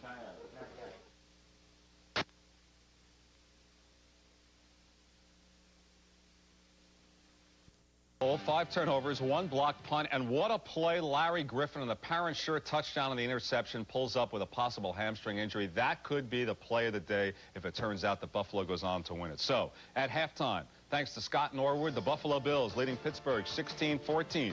Jim Kelly, well, he's still depending on his kicker to get most of the points for him, although he did connect for his second touchdown pass of the year. First quarter, 26 yards to Chris Burkett, and Buffalo led it 10-0, but Bubby Brister bringing them back as Burkett was celebrating. Bubby takes it himself, closes it to within 10-7, and then Bubby, who may be his only choice in the second quarter, 5 yards to a good-looking rookie. I like the way Warren Williams has carried the ball. This one, he ran with the pass for the touchdown, but Scott Norwood continues to run that offense with his foot. They're on top at halftime. 10 straight field goals for Scott Norwood. That's ties his own record. You know, it's amazing. Buffalo has been inside the 23 times. They came away with, or actually 4 times because they threw an interception. 4 times they've come away with 3 field goals. They just can't put the ball in the end zone for a touchdown. And they continue to win as they try to go 4-4-0. They're ahead at halftime. Elsewhere, the Jets lead the Lions 10-3. That game's in the third quarter. The Jets have not allowed a touchdown from their defense since week number 1. Last year, Jets fans were yelling, Joe must go. Now, perhaps they'll yell he can get a raise. They're playing in Pontiac, Michigan. Mark Gastineau unmolested drills Chuck Long, the Lion quarterback. Gastineau with his 4th sack this year. Now in the second quarter, Ken O'Brien. They're at the Lions 10. Dishes it off for McNeil. Easy touchdown, 10 yards. The Jets take a 10-3 lead that game in the third quarter. The Battle of Ohio, Cincinnati big over Cleveland, 24-10 late in the second quarter. Cincinnati's going for 4-0. Bernie Kosar can only watch as Cleveland's down to its 3rd-string quarterback. And some more fumbleitis from the Browns. This time, Kevin Mack stops, picked up by Lewis Billups, who runs it in for the touchdown. Cincinnati went out top 7-0. And it's the nickname team of the league as they've reached halftime or close to it in that game. In addition to Boomer, they have Ickey Woods, the running back. He has 2 touchdowns for Ickey. Houston is leading New England 14-6. That game in the third quarter at the Astrodome. The Patriots, one of the struggling teams, could lead their 3rd straight as Raymond Burry looking for some answers. But Houston is the one getting the breaks. Check out this tip play. Houston on the march. Cody Carlson throws it. Tip. Whoops, there it goes. And Houston has it. Givens to Hill. Now in the second quarter, Carlson, no tip here. Screen play, Alan Pinkett, how good a screen? 51 yards for the touchdown. Houston was wiped out by the Jets last week, coming back against the Patriots this week as they play in the Astrodome.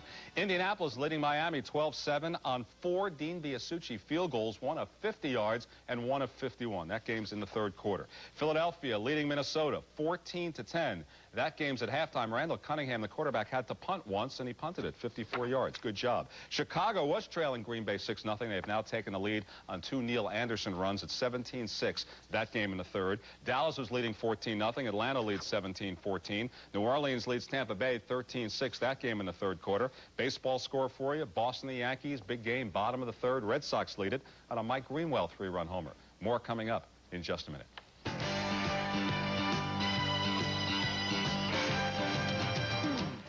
Something is coming to NBC. Something suspenseful. Something mysterious. An exciting, explosive, erotic. The runner didn't, and the rule is, so everybody understands it, the rule is if the ball is muffed, it goes in the end zone. Now, if the player's down, obviously it's a touchback. But if he runs around, he can run around all he wants. If he fumbles the ball while he's running around and they fall on the other team, it becomes a touchdown. Right. But if he's tackled, it just comes out to the 20. Now, I don't understand why Landry just didn't pull his team off the field and say, hey, wait a minute, let's take a look at it. No one seemed to know what the rule was. So if you're going to make rules, you better make sure that everybody knows the rules, including the coaching staff. Isn't the value of replay, and really this is for both of you, that, gee, what should happen on the field is what everybody sees at home. If there's an obvious fumble on television to the world, then overturn it. Overturn it for the players as well. Well, you know, they've always said the bad calls all even out, but the reason they put this instant replay in to begin with is to take the human element out. And what they've done by taking the human element out is they've relied on these machines and not the man who may be running or looking at these machines. And in that regard, the human element is right back in it. So it was just more fun when we got to sit back and see it one time a certain way, and then that was the way the call went. You know, one thing about the replay that you're seeing more and more, and where they're keeping the human element in. Every time there's a questionable call, I mean, the players stop. They have taken timeouts in order to say, okay, let's take some time to see the replay, especially on questionable calls. I think the replay is good if it saves the game, because the only problem is when a team, they're working all year long to get to the Super Bowl or win the championship or win a football game, and because of a bad call, it takes it away from them. I think that's where it's good. But I think everybody now is totally relying on it, and they're not leaving the game to the players anymore. They're leaving it to that machine. You know, it's interesting. If that muffed fumble blown call had happened on the last play of a game and decided the game, it still would have been tough luck because there was no protest system in the National Football League to protest the game as you can in baseball. There is in baseball, right? In baseball, but not football. They go back and replay the game? No, there's no pine tar game. They don't pick it up with an extra half inning. Nothing. It stands. And maybe that needs some adjustment as well. More NFL Live halftime activities coming up in just a minute.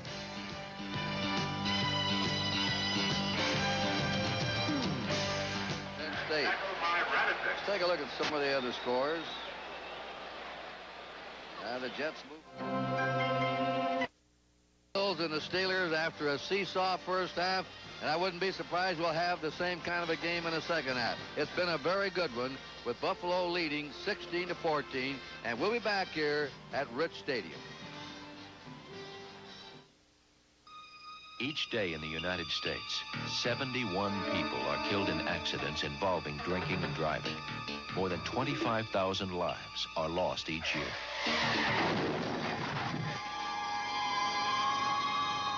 Here it's too late, not just for the driver who was drinking, but for those who weren't. I'm Gary Anderson of the Pittsburgh Steelers, and what you're seeing here is happening too often on our highways. The message is simple. Don't drink and drive. And if you drink, designate a non-drinker to do the driving. Give the keys to someone that everyone can trust, and arrive alive. These are the important messages the National Football League and the United... The Steelers fought back. They took the lead 14-13, and then let Buffalo kick the field goal with a few seconds to go in the first half. A very interesting first half, Al. Just about everything, Kurt. You have a blocked punt, you have interceptions, you had fumbles, you had some great pass plays, you had some excellent running. Warren Williams, I think, made the big difference early in there for the Pittsburgh Steelers. Second half now, you hope they don't go back to the conservative game. The temptation is to get conservative. I don't think it's going to happen. Well, we were talking about, we know about Kelly. Let's take a look at the halftime stats, and then we'll talk about Jim. Let's see if I can, here we are, the first downs in favor of the Bills, the yards rushing in favor of the Steelers, passing, Bills way ahead. Total yards is the Bills. Turnovers, 3 against Buffalo, 2 against the Steelers. And let's take a look at this first touchdown. This is a 26-yard pass to number 85, Chris Burkett. And he goes right open, nearly overthrown by Kelly. He had to do the reach job, but he came up with it. And touchdowns have been hard to come by for Buffalo in their first 3 games. Here's the first Steeler touchdown now. And down on the goal line, it's out to Warren Williams. Look at him slash his way into that. And the rookie from the University of Miami, I think really sparked that Steeler ball club. Absolutely. And how about number 22? We were talking about Larry Griffin on defense, how aggressive he is. You know, they're both playing with the intensity that you would have expected, Kurt. You expect that these teams know how important this football game is to both of them. You go 4-0 if you're Buffalo, and you're back in the hunt if you're Pittsburgh. Well, how about Larry Griffin? How many times will a player make a key interception like that and around his 10-yard line, a wide open field for a touchdown, and pull up lame? He'll remember that interception the rest of his life. He sure will. But, you know, defense, both sides. We talked about Smerlis. We talked about Hardy Nickerson. Everybody seems to be playing well, and despite the mistakes, Kurt, it's been an exciting first half. Well, what do you look for in the second half as Kelly's warming up? Well, the one thing I'm hoping not is that they don't get conservative, that they keep this kind of football game going. I still say that although Pittsburgh seems to be keying on Thurman Thomas, number 34, and doing an effective job of stopping him, but I think we'll continue to see the same thing, running both sides, trying to dominate. Neither one has been able to dominate the line of scrimmage at this point. The kickoff is sponsored by Budweiser, the king of beers. The Steelers, Anderson boots it. Errol Tucker's waiting for it. 2 yards in the end zone is coming out. And he doesn't make it out to his 20. So it's an effective coverage by the Steelers with Tyrone Stowe, a reserve linebacker, making the tackle, and it is Buffalo's ball, first down. And they're going to spot it on the Bills' 19-yard line. Kelly comes in to lead them. Kelly in the first half, 12 out of 21, 187 yards, 1 touchdown. Longest reception was 36. They have in their backfield the rookie Thurman Thomas. In front of him is Jamie Mueller as the up back of the blocking guy. Reed, Burkett, there comes Reed in motion. Kelly on a deep handoff to Thomas. Thomas dropped at the 20-yard line. Thomas, the rookie, 9 carries, 35 yards in the first half, averaging 3.9.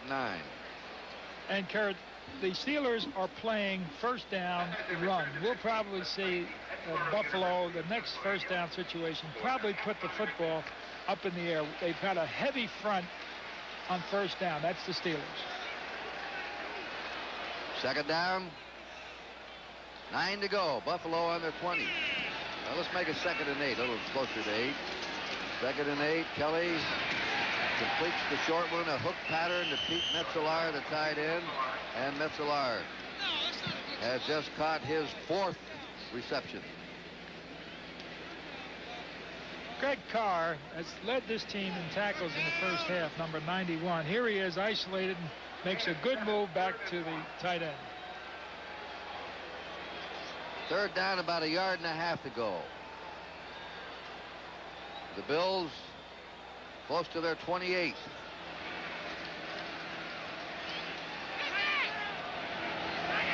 Larry Griffin, who made that interception at the close of the first half, had an open field for a touchdown and pulled up lane at a screen quad and will not return. The blitz is on.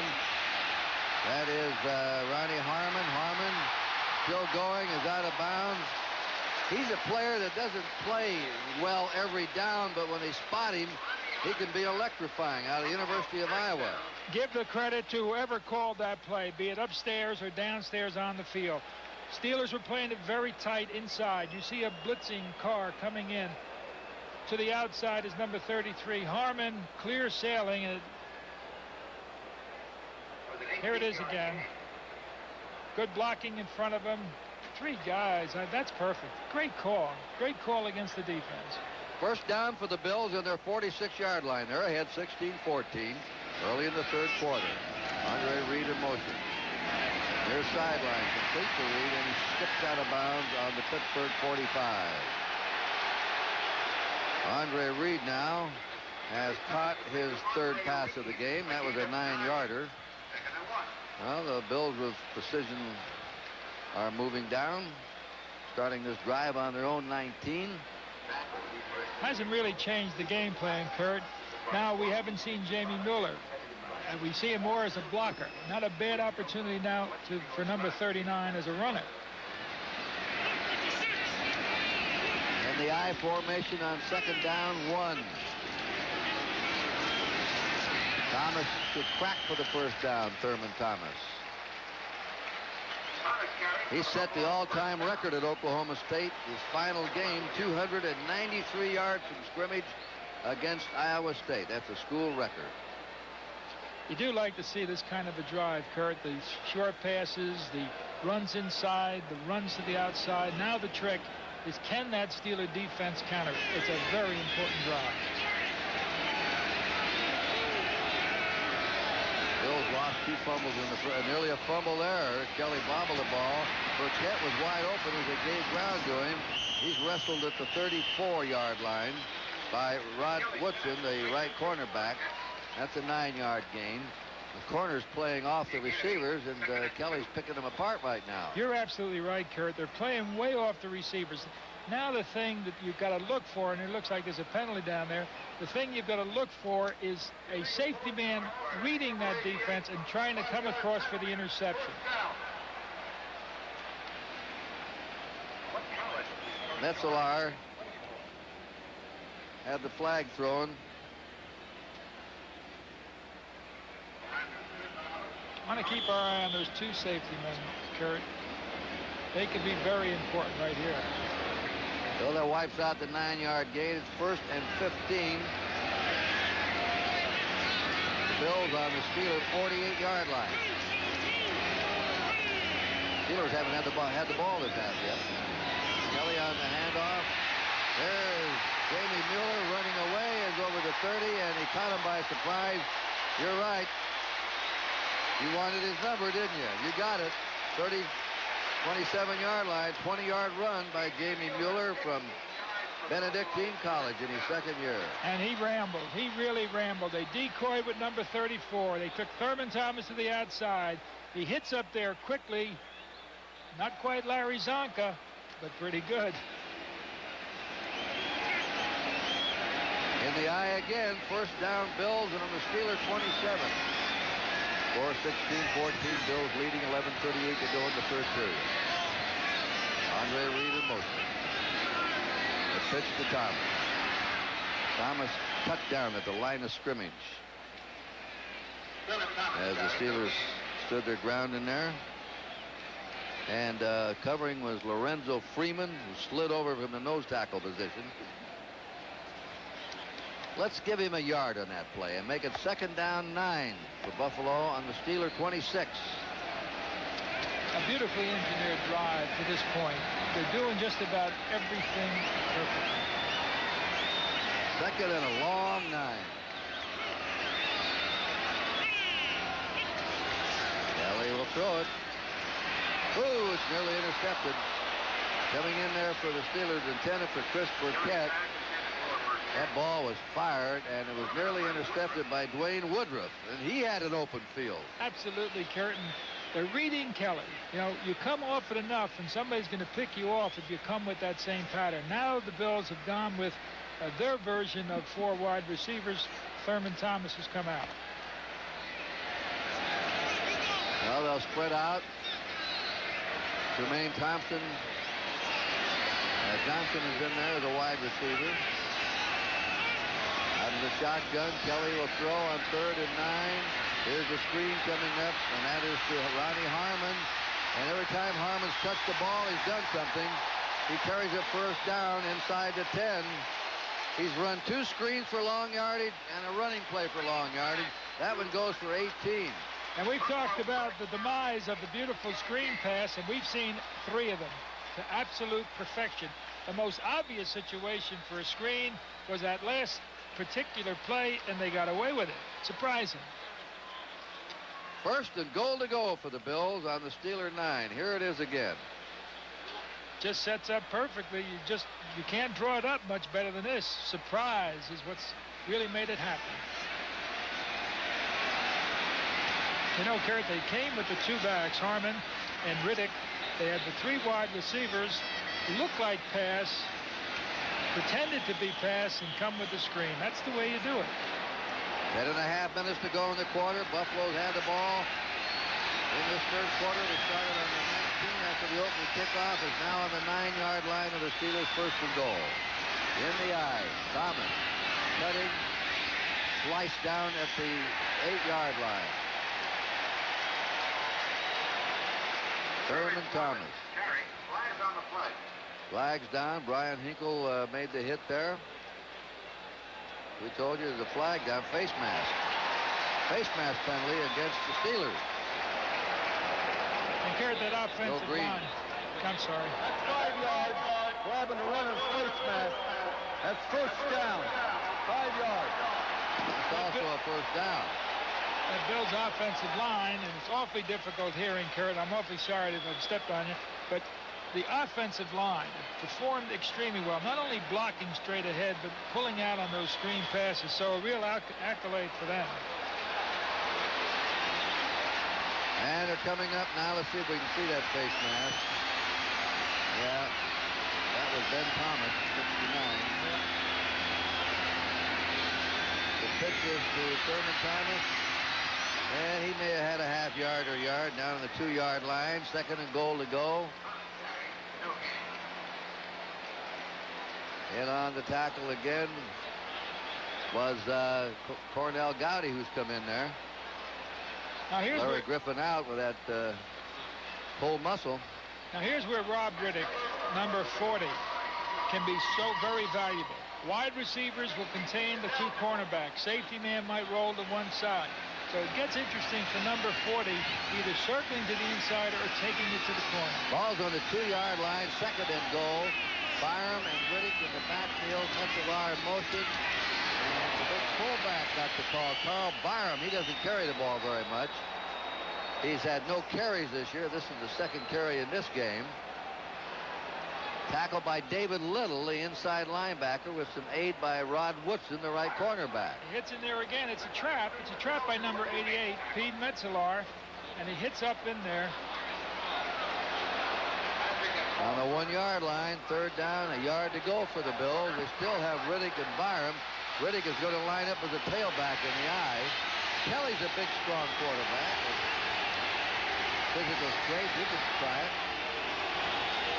But he gives it to Riddick, and Riddick trying to dive, doesn't get it. He tried to go over the top. Tyrone Snow got underneath and said,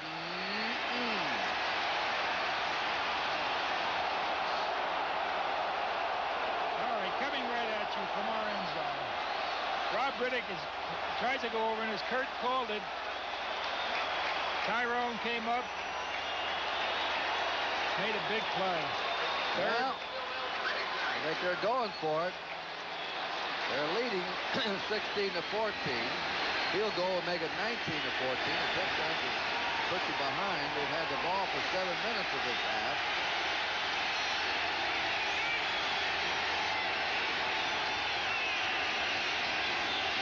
Riddick. And he's got it. Just made it. Just made it. Brian Hinkle had his arms around him, but the momentum carried him in. And that was a time-consuming drive of 81 yards by the Bills. Just grounded out. A great and valiant effort by the Pittsburgh Steelers front, just asking too much. They go over the very experienced Joe Devlin at that side, and they made it.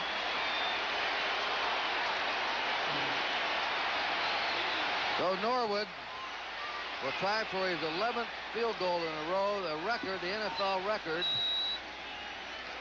is 22 or 3, as I believe. Yeah, that was a touchdown. Here's Riddick, who just scored. We'll see if he kicks more field goals later in the game. Now what's he going to do with this extra point? It's up. He's got that one. So we'll be back. Here's the touchdown by Riddick with the score now. Compassion, You can't teach it or place too great a value on it. But you could make... Today's game is brought to you by Pontiac. We build excitement. By Citicorp, because Americans want to succeed, not just survive. And by Jiffy Lube. Now there are 1,000 Jiffy Lube locations coast to coast to serve you better. We mentioned that field goal record because we had a lot of phone calls came into the Buffalo press box while they were lining up for the extra point. The all-time record for consecutive field goals is 23, held by Mark Mosley of the Redskins from 81 through 82. And Norwood now has 10 in a row.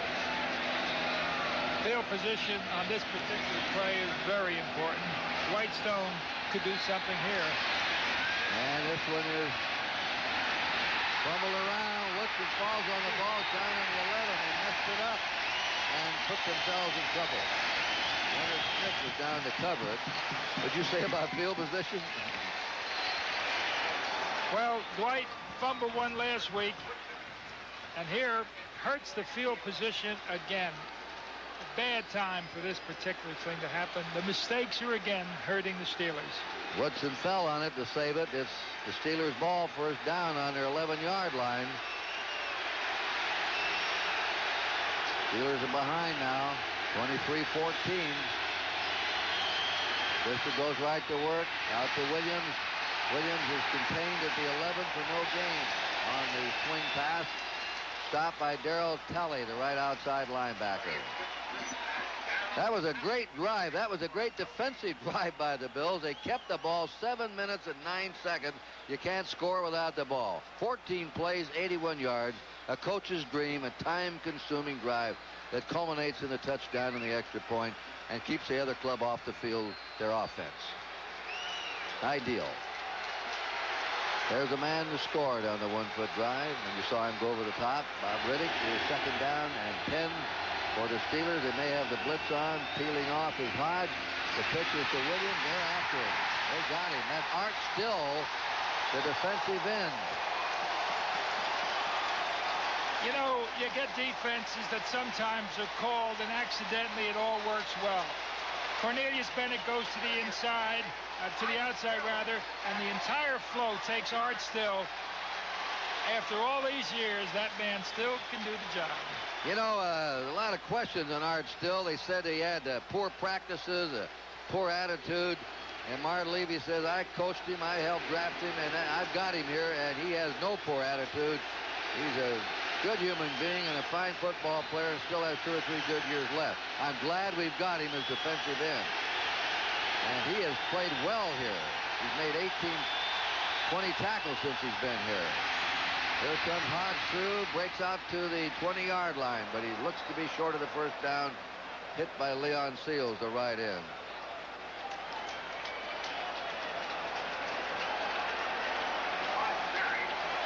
Dawson is going to lead this play. Brister, because of this noise, is letting everyone know what the play is. Number 63, who's in there for the injured Reinstra, makes a terrific block. We were really concentrating on Bubba. Punt formation. Blocked again by the Bills and a touchdown.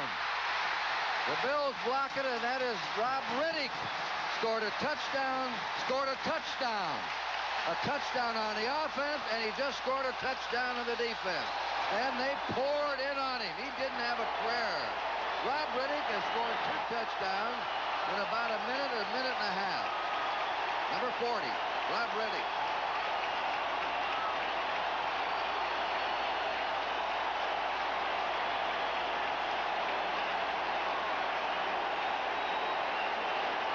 Well, the Bills come out.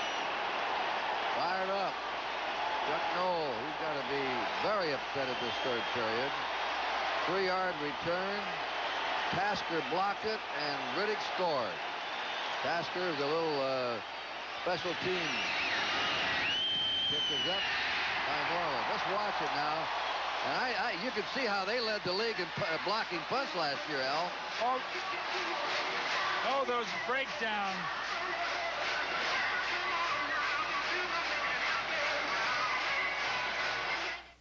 We're not a company, but... played a few seconds before the end of the first half, then came out, started on their 19-yard line after receiving the kickoff, drove 81 yards in 7 minutes and 9 seconds. Riddick went over 1 foot out for the score. Then they kick off. Pittsburgh messed the kickoff return up. Back deep in their own territory at a 4th and 1. They blocked the punt, and Riddick scored again as he picked up the loose ball. Coming out now to the 10 is Woodson. Just over the 20 and out to the 23. Watch this block punt now. They're quick at how they get in there. They don't pick anybody up. Well, I don't know how infrequently the Steelers have had punts blocked, but it's very infrequent, and to have had 2, one coming from the left side, one from the right side, the mistakes are killing the Steelers. A big drive here. Well, they got a good bounce there, too, Al. It bounced right up into Riddick's hand. Yeah. But here's the drive now. Chuck wants to get back into control. He wants to quiet this crowd down. He's going to try again to run that football. Bubby's having a tough time with the crowd noise. Steelers ball, first down on their 23. And a rollout.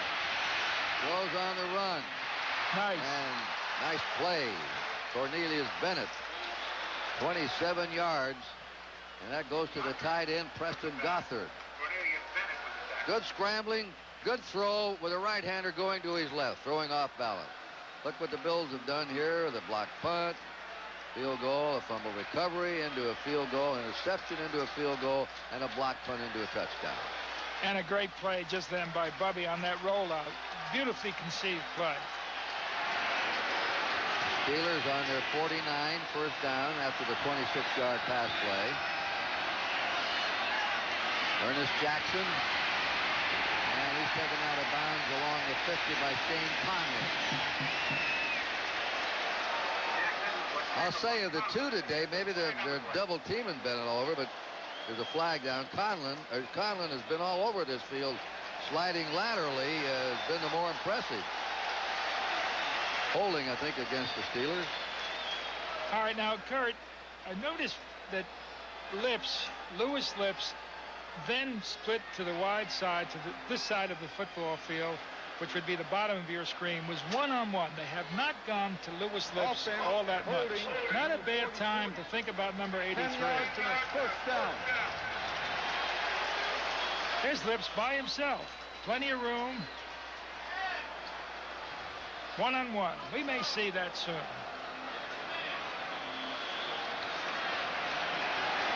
Ball's now on the 39-yard line of Pittsburgh. They have a first and 20. They're trailing 30 to 14.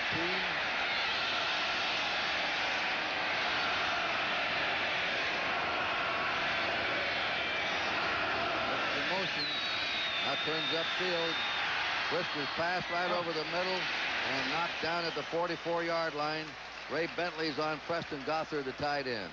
Gain of about 5. Scores. The Lions have come back to tie the Jets in the 4th. Cincinnati looks like they're headed for their 4th victory in a row. Houston over New England, 21-6. Indianapolis, 12. Miami, 7. 17-14 the Vikings. The Bears, 11 over the Indianapolis Packers, 20-16. Atlanta still on top of Dallas. And New Orleans ahead, and it's 30-14 near Buffalo. Got to look for Lips. Here's a situation that was wide open on this very same play last time out, and they go to him. And he couldn't hold on to it. The ball slid through his hands. Now that Lewis Lips brought that back to the huddle. The last play, he comes in, fakes the block, takes it to the outside. That's surprising. Lewis should have had that one. Of course, the Steelers will have to throw now, trailing in this game. In their first 3 games, they ran a total of 182 plays. Half were rushing plays and half were passing plays. Half and half. Third down, 20 for the Steelers. Carter was going in motion. Out to Hodge. Hodge is bumped out of bounds on the 48-yard line by Leonard Smith, who just came over from the Phoenix Cardinals. He's been with the club 2 days. Well, they say he's got to get used to the defensive scheme. There was no scheme there. Hit somebody and knock him out of bounds. And they give the new Buffalo Bill cornerback or safety man a little applause. His teammate. Errol Tucker's the safety man. Now, will they block another punt? They blocked 2 already in this game. And they got 9 men up there, and he gets this one away. Errol Tucker lets it go. Is bounding around, touchback in the end zone. First down, Buffalo on their 20-yard line. We're going to be back here at sold-out Rich Stadium with the score, the Bills 30 and the Steelers 14. First down their 20-yard line. They hold a 30-14 lead. 3:21 to go in the third quarter. Kelly to Thurman Thomas, trying to reverse his field, and picks up 4 or 5. Buffalo defense has scored points today. They have blocked 2 punts.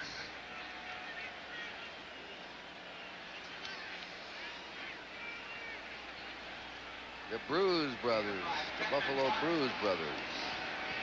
There's Smurlus, there's Conlon. Riddick, who scored 2 touchdowns today.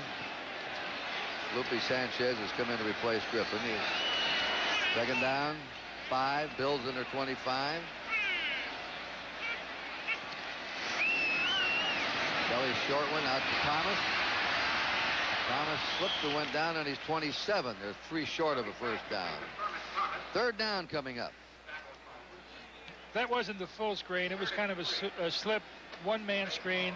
David Little reacted very well to it.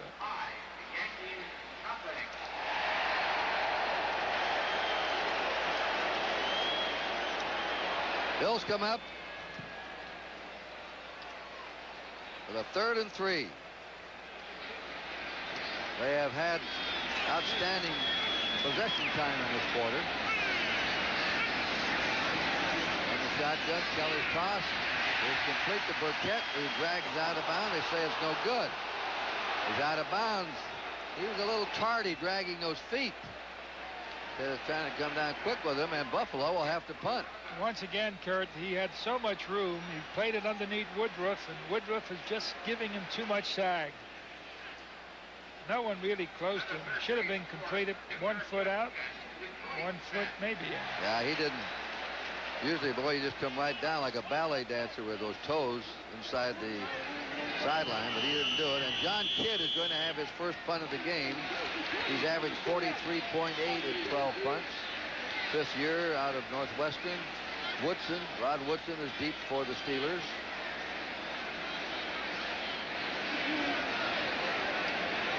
We've had a lot of clock conferences today. Temperature must have climbed up into the mid-70s. Just a perfect fall day. And yeah, they just reviewed it, so we'll review it again. They reviewed it up in the NFL replay booth. There's 1 and out. See? No doubt about it. Here's Kidd ready to punt. And he gets it away. Wobbly Spiro. Woodson comes on the run, and he held on to it. That took some guts. Coming up on the run like that with those wave of blue-shirted Bills coming down there. The tackle by Wayne Davis. And there's a timeout, 30-14 Buffalo. Do you know I spent... Bubby pump fake.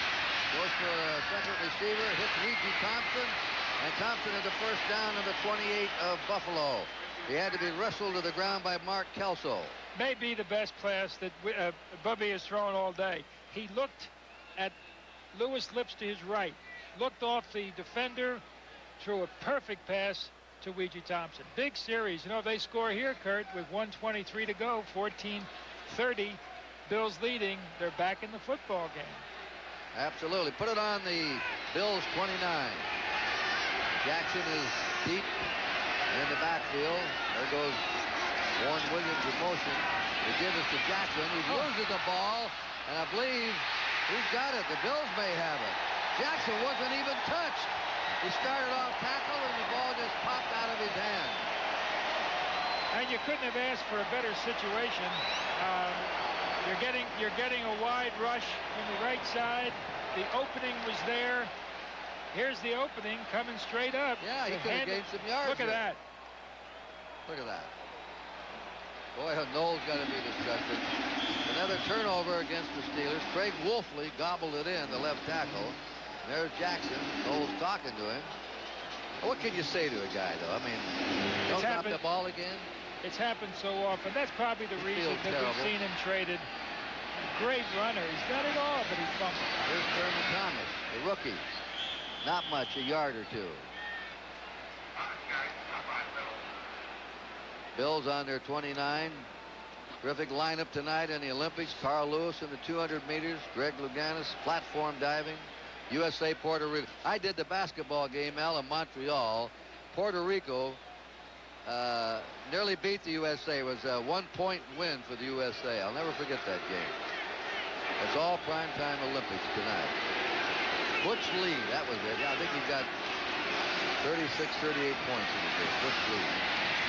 Passes to Jermaine Johnson, number 86. He put on one of the best one-man shows I've ever seen in a basketball game. Almost beat the United States team.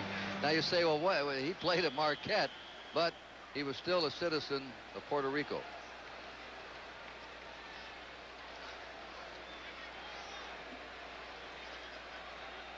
They're going to come out for the measurement. There's Ernest Jackson. He looked like he might have made 5-10 yards in that off-tackle play. Oh, he could have gone a long way. Suddenly the ball popped loose. Well, now does Jim Kelly and Marv Levy, or vice versa, do they now chew up the clock? As Kurt said so frequently, they're so time-consuming. Well, that's the end of the third quarter with a score. Buffalo 30, Pittsburgh 14. We'll be back after these messages from your local station. This is Jack Killian, the Nighthawk on KJCM Radio. The lines are open, so give me a call. There's danger on the air. And L.D. Rogatis reunited as we climbed out of our time machine today. Good stadium, Buffalo. Bills have the ball, first down on their 39. Jim Kelly, out he goes with it. Ronnie Harmon. Harmon out of bounds. That play has been very effective. Every time they throw in that screen to Harmon, he gets 15 or 20 yards. Now the linebacker should be making the play. Nickerson, number 54, he reacts to it. Took a little bit too much of an inside move. He should have been flowing more to the outside. You're right, Kurt. This man has been quite a guy. Oh, he's been outstanding. He's been averaging about 20 yards on that screen pass play and ripped off a couple of long runs. Buffalo a first down on the Pittsburgh 36. Start of the fourth quarter. Carl Byram is a hard runner and a good blocker. He's in there, number 35. Again, Harmon, not much this time, maybe a half yard. And the tackle by number 55, Darren Jordan, the linebacker. Buffalo continues to chew up the clock. Yeah, you know, the Steelers could really, well, I guess there's several other clubs say the same thing. Could be 3-0 coming into this game. They got beat 1 point by the Redskins. I did that game. They had a third and a yard to go on the Steeler 20 with a 9-point lead and lost the ball. And then last week they coughed it up 6 times against the Bengals. And there's Harmon again, but he stepped out of bounds on the 31. 31. Third down and 5. We've seen a lot of Harmon today on big plays that might well have dictated the outcome of the football game. He stepped out with his back foot that time, Al, right on the sideline. You don't believe, Kurt, that they would try a screen pass again, do you? Oh, yes. He has a career high for reception yards, Harmon Day, in a Buffalo Bill uniform. And all off those screens, he's caught 5 for 94 yards. The hallmark for a receiver, like a runner, is 100 yards. I don't mean that's a sensational game, but that's a good, solid day for a receiver. The Jets leading by 7. Bengals in the third leading by 14. Still Indianapolis holding on. Vikings leading a close one with the Eagles. Bears leading. Atlanta and Dallas close within 1 point, and it's New Orleans 13, Tampa Bay 9. 10-minute ticker, and our score here, 30-14, the Bills. Third down. 5 to go for the Bills. They're taking the time. Taking the time. In the huddle, out from the shotgun. Kelly's pass, no good. You fans may have noticed this year, there's more contact not being called on pass reception. They've tried to loosen it up a little and let the defender, if he's honestly going for the ball, he has just as much right to that ball as the receiver. You've seen some plays that maybe a year or two ago they would have called interference on, but not this year. And that means you may start seeing the big receiver coming back into football. You've seen a lot of little water bugs running around in the secondary because they won't let you cut it. All right, here's Norwood going for number 11 in a row, which would be a new Bill record if he makes this 49-yarder. The kick is up, and it is good! He's got the Buffalo record. But he's a long way from the National Football League record of 23. Kelly, congratulations. 48 officially they give it. We'll be back with the score. Buffalo 33, Pittsburgh 14. What do you think of the Ford Festiva? It's big. Today's game is brought to you by Michelob. Michelob is a proud sponsor of the 1988 U.S. Olympic team. By Ford and your Ford dealer. Have you driven a Ford lately? And by Burger King, where we do it like you do it.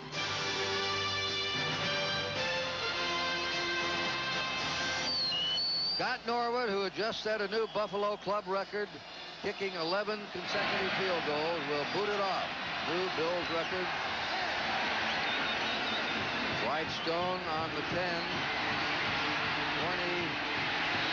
and thrust backward by Mark Pike. Full house today. Third sellout on the road this season in Buffalo, 80,000. You know, in 1985, before they signed Kelly, the Bills were having a tough time. They averaged 37,000 a game. In 86, with Kelly, they averaged 66,000. There's Jim. If you think they're overpaying him, they're not. Last season, strike it all, the Bills averaged 54,648. This season so far, they're averaging 80,000 a game. Now, the Bills drafted him number 1 back in 83. I guess didn't come up with the right money. Houston of the USFL did, and he went to Houston.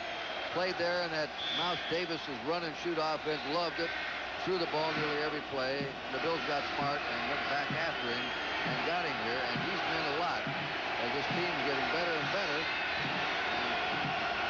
See how impressive they've been today, and they're filling the house. Debbie Brister throwing the screen to Jackson. He drops the ball.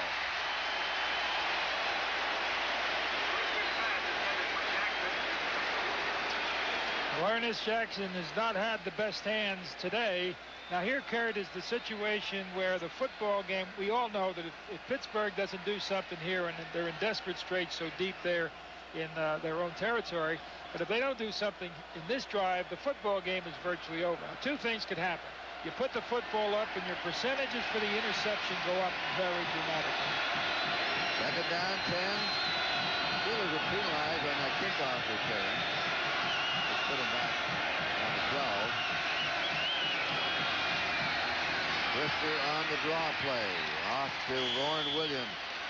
Right now, let's go to Len Berman in New York for an update. What do you got for us, Lenny?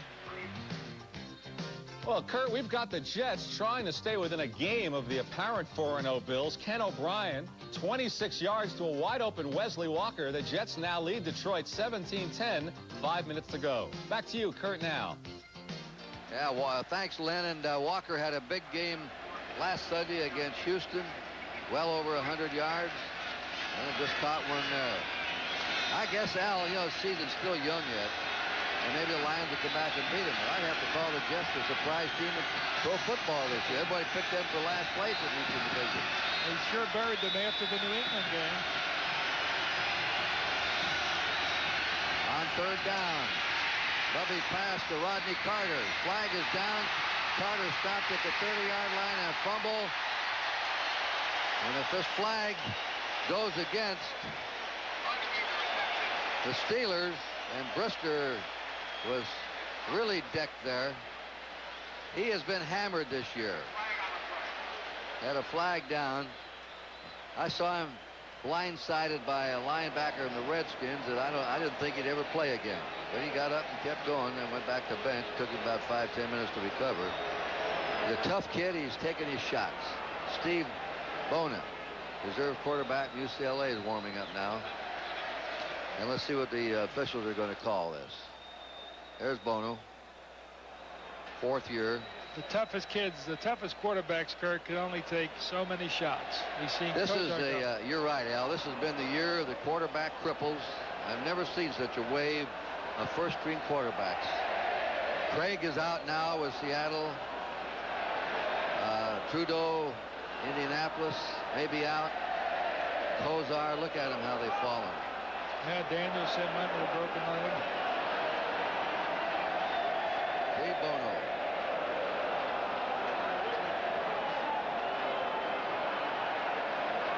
You know, I read an interesting comment. Ernie Arcosi, general manager of the Browns, they had a deal offered for their third-string quarterback, Pagel, and they turned it down. And Arcosi made the statement. He says, a pro team doesn't need 2 quarterbacks. He needs 3 quarterbacks now, because he said it's just, you know, this blitzing and these big linebackers with their velocity. You can't play now with just one guy and count on him. You've got to have 2 and right down to 3 to mean a successful season or not. Number 38 on the defense held a man, and the other man recovered a fumble. We take it away from the defense, give it back to the offense. You heard that. They held holding on Buffalo. After the holding came the fumble. Buffalo recovered the fumble, but they took it back from the defense and gave it to the offense. Now watch, this is a completed pass. That's to Rodney Carter. They made some great moves, Kurt, but once again, another fumble. Yeah, they're having trouble holding on the ball today. And trying to go for the ball was holding on the Bills.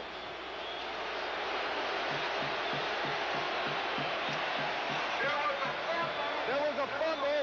The defensive guy held a man so his man could recover the fumble. Well, that's a very simple explanation in solid English. There was a fumble. Pittsburgh tried to recover it, but the Bills held the Pittsburgh player so his teammate could recover the fumble, instead of all these complicated mumble-jumbles that sometimes we get. Ouija Thompson, number 87, has been having a lot of fun on this side with the holding Nate Odo. He held Carter, who was trying to scramble after his own fumble. So it's first down, automatic first down. Steelers from the 34. Brisker on a screen to Jackson, 40. 45. Jackson up to the 50-yard line. He was tackled by Scott Radisick, number 97 of Penn State. 12:15 to go in this game, and it's 33-14 Buffalo. There are the scores. Houston now 31-6 over New England. Yeah, well, you probably knew they would. 15-7, Indianapolis extends to Miami. Atlanta there. It's something that they beat Dallas 2 wins in a row after dumping the 49ers last week. Warren Williams in motion. Brister on the drop-off to Jackson. He's tackled at the 49-yard line by Shane Conlon. Oh, I tell you, I like this Conlon. He can be inside there. We've been talking about the Webster-Smerlis matchup. Here's a situation where the experience of Webster takes over. He drives Smerlis to the outside. There it is right there. Runner takes it. Shane makes the tackle.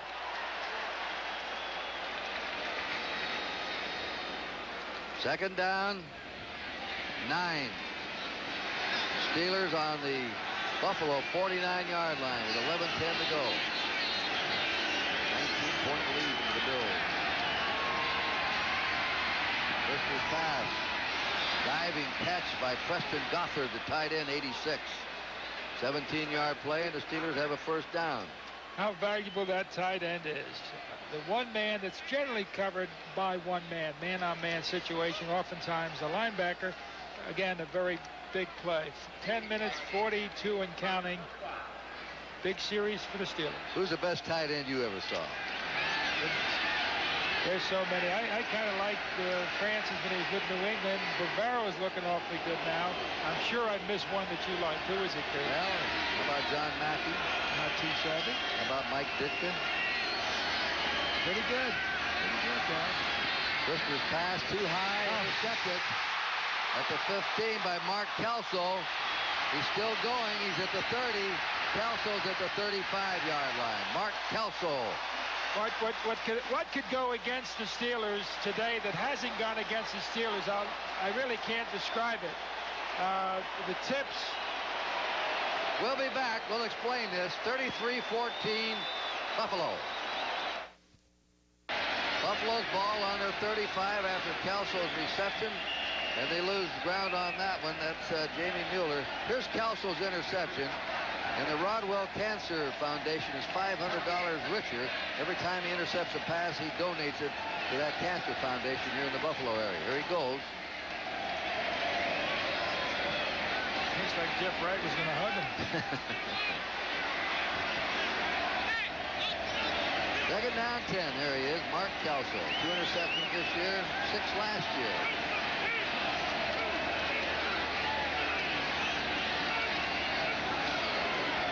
Kelly to Byram.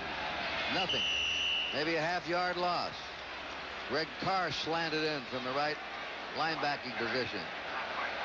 Well, obviously, Kurt, they're just killing as much time as they can. They got 9:15 to go in the football game. There are many things they can do. They want to go on the long count. They want to kill the clock. You look at the way the Steelers are playing, although I'm sure the Bills are not going to do this. And I'm not even sure, I haven't seen them run a reverse, but it would be wide open. There's your time, just under 9 minutes. 33-14 Buffalo in the slot right. They have a third and 10 and a half. Back in the shotgun. That's a completion of the 50. Still going inside the 40. That's Riddick. Well, whenever he's touched the ball today, he's done something. He scored 2 touchdowns. Rob Riddick, and he just caught that one for 26 yards. First down for Buffalo. And here again, an assignment for the man that just overshot him, who was the linebacker. Covering those backs out of the backfield is awfully tough, and Greg Carr had the responsibility and overshot it. Rob Riddick. Valuable substitute player, Millersville, Pennsylvania State.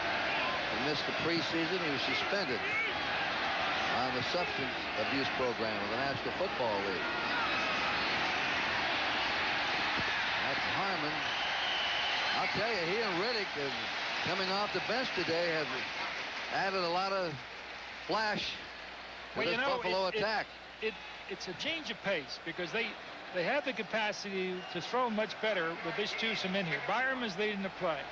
Harmon who's made a couple of outstanding runs. You see the block there by 35 and the run by number 33, Harmon. They have a second down 2.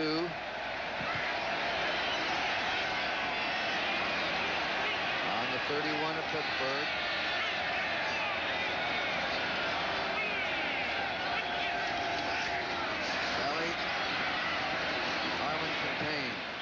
And he doesn't get the first down.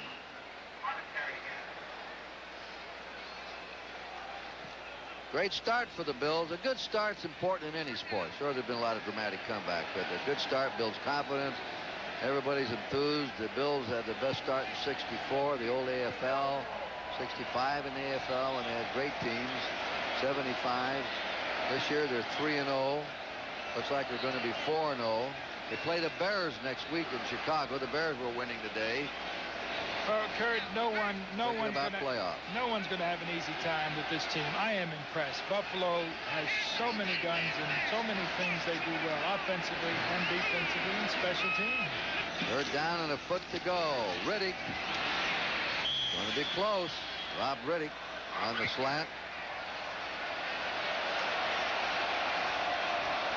Carl Byram is just used mainly as a blocker, although he carried a couple times today. He's 35. Here he is in there again, blocking on Hardy Nickerson. 4th and short.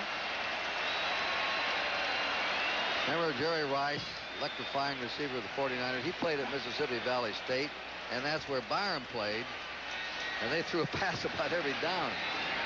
48-yard attempt by Norwood. He's now set the club record of 11 in a row. Let's see if he can add on to it. It's down, is up. That is good. He's got 12. 12 in a row for Skip Norwood. This is kind of reminiscent of George Blanda when he had that great year. He didn't miss anything. Oh, they're roaring at Buffalo. It's 36-14 Buffalo. 14 Buffalo. Official attendance today, 78,735. I'm sure there's freebies squeezed in. Norwood. 5 field goals in this game. Boots it off to the 10. Woodson comes out over the 25 and gets out to 28. Here's Skip Norwood. This tells this story. 12 field goals in a row now, an all-time Buffalo club record. He broke his own record of 10. 5 today, tied Pete Gogolak. Remember Gogolak, first soccer-style kicker? He went from the Bills to the New York Giants, and that was the first time either league had taken a player out of the other league, and it started to open the door where teams went over and stealing players from the other league, and it was a historic exchange. It didn't make the American Football League too happy with the Giants and the NFL. And now they're resting most of their defensive unit, the Buffalo Bills. You see that front? All different. Steelers first down. They haven't scored a point in this half. Fister's still in there. He dumps it off to Hodge. Hodge is at the 35 and down at the 38. Well, we got the Olympics coming up. Tonight's viewers will see Carl Lewis in the 200-meter run. Greg Louganis, greatest diver of all time, in the 10-meter diving. The U.S. versus Puerto Rico in basketball, and men and women's 800-meter run. That's prime time tonight. And the basketball game, that starts the drive for the medal. The preliminaries are over. Right after this game, we'll move to Olympic coverage. First down, time call.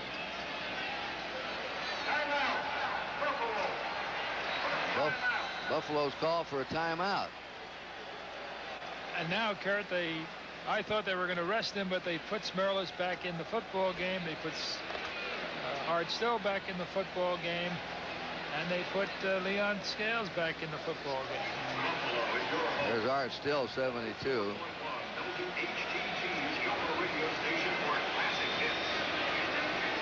After football, right after football, we'll have boxing, we'll have swimming finals, we'll have weightlifting, the middle heavyweight final. So, hope you'll be with us.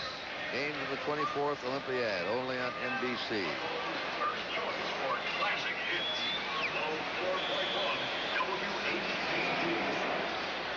We pause briefly for station identification.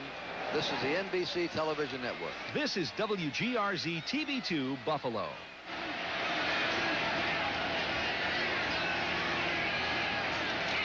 First down for the Steelers. Hodge plows over the 45 out to the 48. Steelers have not mounted a threat here in the second half. Leonard Smith, the new player from the Phoenix Cardinals, made the tackle. And the fans, probably the Pittsburgh fans, might be a little annoyed with that play, but looking at that deep perimeter with 6 receivers, and here's some scores. Woo-hoo, the Jets win. They're third in a row. They're 3-1. Beat the Lions at Detroit. You see them again next week against Kansas City. That's Carter. He's got a first down. A couple more scores coming up here. In the fourth, Minnesota hanging on, and Indianapolis wins its first game, beating Miami. Dallas squeezed by Atlanta, and New Orleans got by Tampa Bay. Close games. Not so close here, 36-14 Buffalo.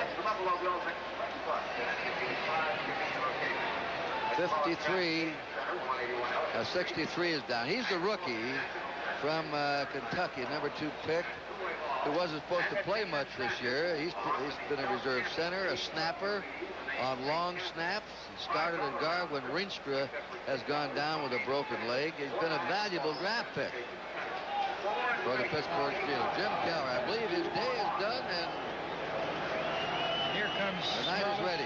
Here comes Smurlus, and here comes Art Still coming out of the football game, and Frank Wright will be going into quarterback.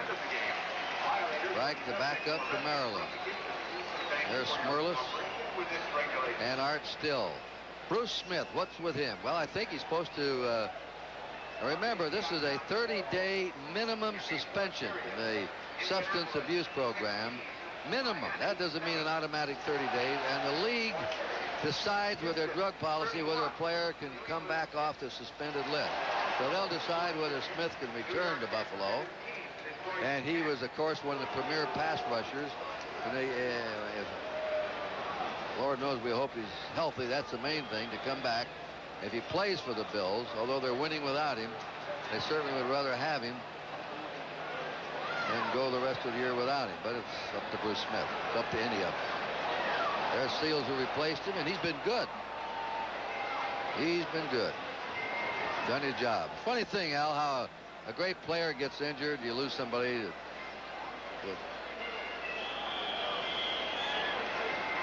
Here's a quarterback comparison. Kelly, better percent, 288. 1 touchdown, 1 interception. Brister, 17 out of 27, 238. Well, certainly Bubby's shown enough in this, his 4th game, to acknowledge that the Steelers can build for the future around him at quarterback. That pass is underthrown. Just like give him a little compliment, he tries to hit Charles Lockett and threw the ball short. 36-14. It was a gallant first half on the part of the Pittsburgh Steelers, a team that, you know, if you beat Pittsburgh, you beat Pittsburgh. It's not that they're going to give it to you, and they didn't, although you can argue, hey, they made an awful lot of mistakes, and they did. The interceptions, the blocked punts, even the inability to cover the screen. But those injuries in that front line have hurt them bad. Rodney Carter in motion. Bubby back again. He drills that one and completes it to Charlie Lockett. Lockett, the receiver of some potential, who dropped passes last year, but he has the speed. The 12-yard gain. It's a first down for the Steelers. Still hanging in there and trying to keep it going. They're on the 27-yard line of Buffalo. 3:15 to go. And they're giving them certain things. Merrill Hoge is a wide-open receiver if they want to give it to him. Nobody's going to get him that way, Kurt. There's the sack by Jeff Wright. That's the 3rd sack by the Bills. Wright, Central Missouri State, a rookie. And that was a 3-man rush, Kurt.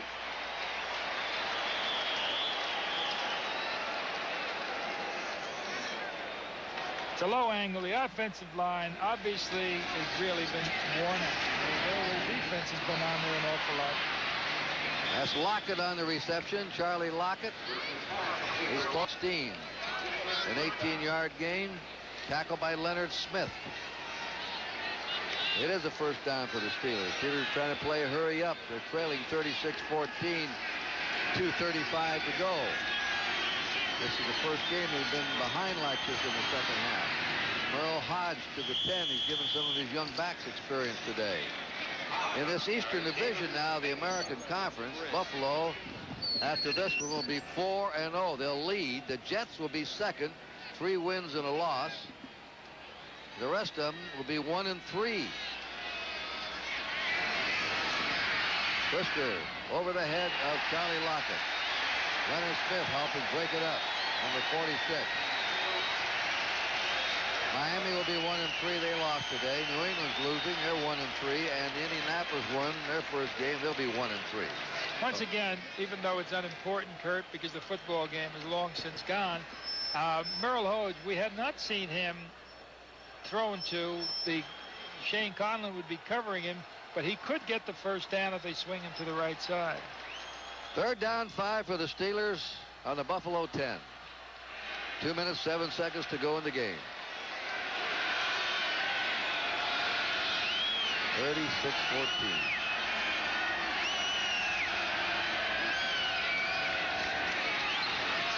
Swing pass, that's a first down and a touchdown. Shane Conlon making the drive. Hodge got out there. Merle Hodge, number 33 from Idaho State. Broke 11 school records there as a back. Good character on the part of the Pittsburgh Steelers. Out of the football game, but never quit. They stayed with the game plan. Chuck Noll thinking down the road. Wonder if they'll replay this. Replay will look at it. Ben Bryant, he puts it very frankly. He doesn't have a lot of extra words. One official said the touchdown. The other official says no. We'll take a look at it on the rerun. Merle Hodge is waiting to see if he's got a touchdown to his credit. Now you call it, Al. We're not paying you up here to call these plays. What do you think? I think it was a touchdown.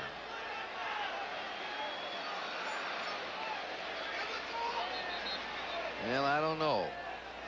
Did he hit the flag? Don't know. Let's see here. This should be the one.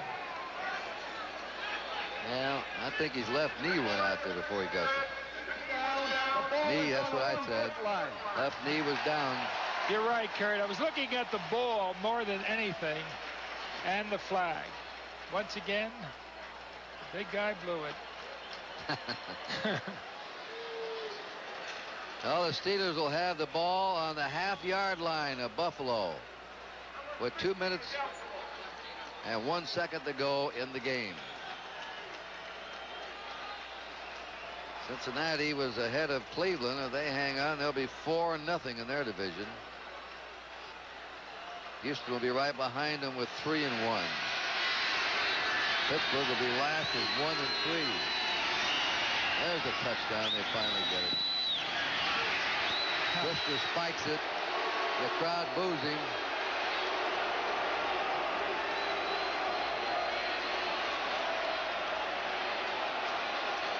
Let's take a look at the crowd level.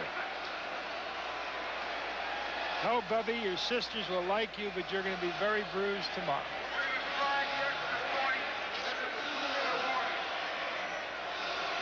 They'll try the extra point and then the 2-minute warning.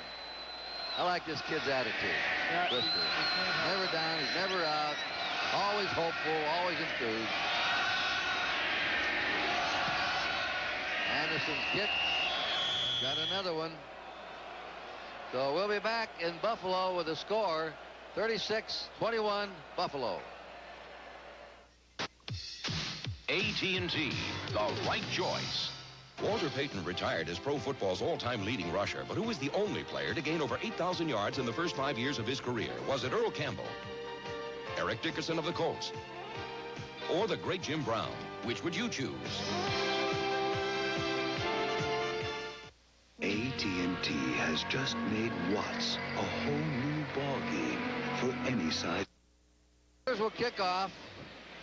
The Bills look along the 45-yard line, and you'll see 1, 2, 3, 4, 5, 6, 7 Bills. They all have quick feet and quick hands, and then 2 or 3 right behind them. You get all your little quick guys in there that can catch a ball, hold on to it, or scramble for it with quick feet. Brister has scored a touchdown and 2 interceptions today. Kelly's had a touchdown pass and interception. Brister is 20 out of 32 now for 277. Kelly's 20 out of 32 for 288. Didn't Bubby get 2 touchdowns? Oh, that's right. Huh? He ran for 2. Yeah, that's what I said. For 2. There he is.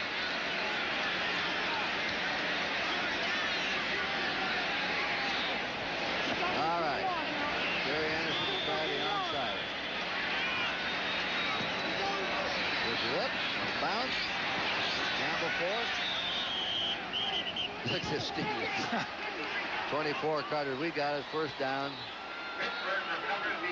Hey, they recovered the onside kick, according to the announcement.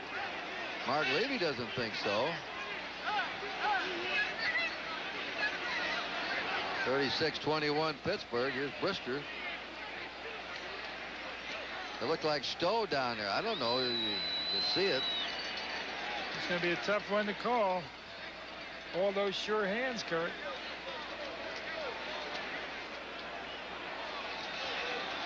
What have they called it?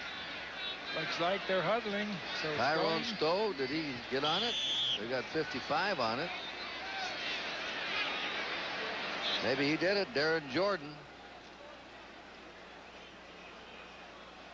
But it's a Steelers ball. That's a rarity. You know, they try a lot of those onside kicks, and very rarely do you see the kicking team recover. The ball has to go at least 10 yards for them to recover.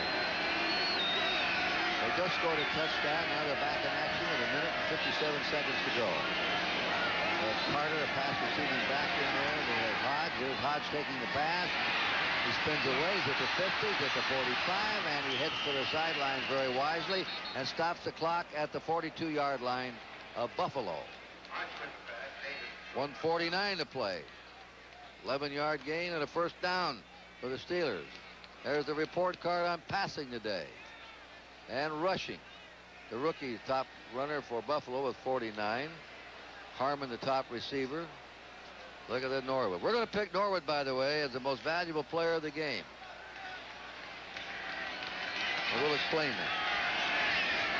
You never win at this. First down. Here. Brisker tries to drop it off, and near interception. Jeff Wright got his big paw up there, number 91. He's done quite a job. He's had 2 sacks. They've got their second stringers in there. Cornelius Bennett almost got that interception. We haven't heard his name very much, so somebody's been doing an awfully good job there. Again, they were going to Merrill Hodge, number 33. Yeah, that's right. Just pointed out about him, 91, a rookie, 2 sacks, deflections, a hustler. Second down, 10 for the Steelers with 1 minute 43 to go in the game.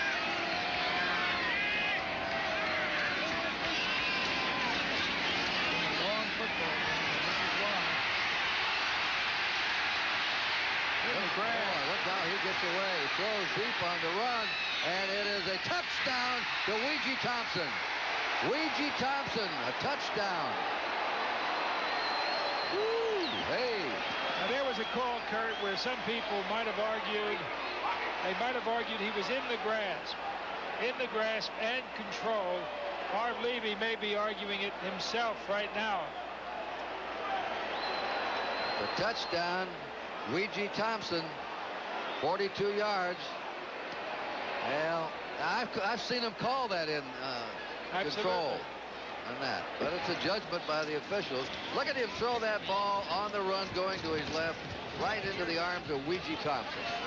And the Steelers have scored 2 touchdowns in the last minute and a half.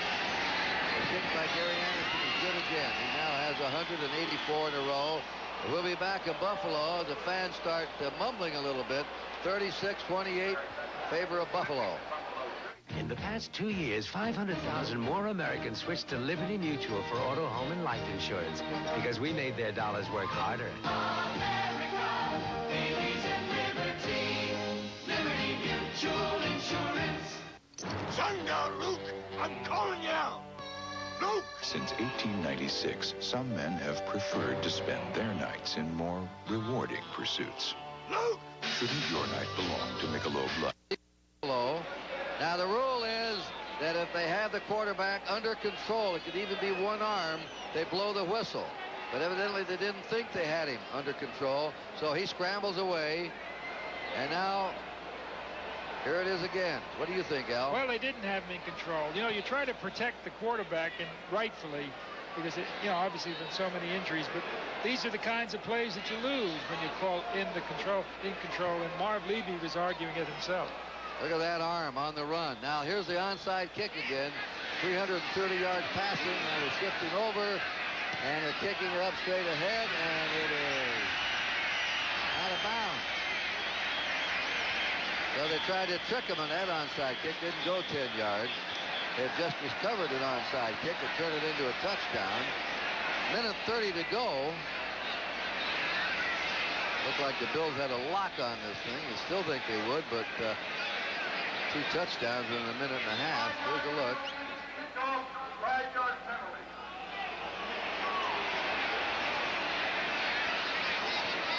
Gary Anderson comes out again. A 5-yard penalty on the kickoff.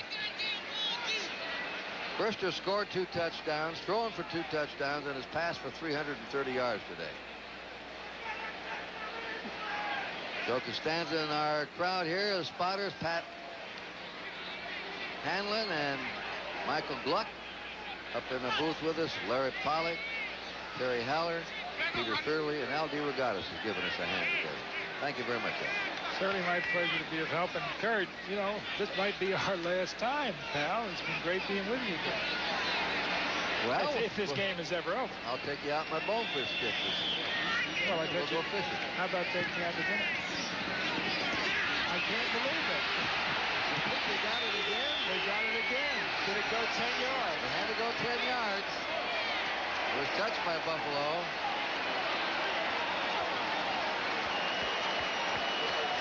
Well, this is well, Kelly's in the football game. They give it to Buffalo. And that's Mark Kelso who was on it. But this is close.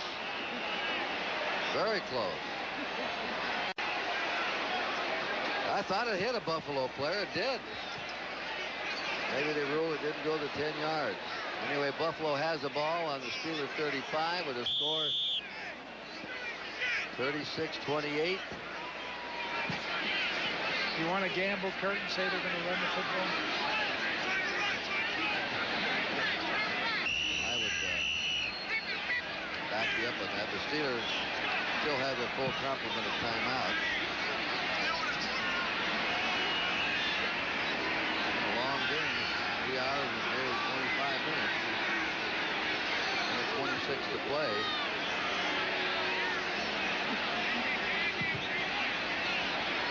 Surprising, not too many people have left the ballpark.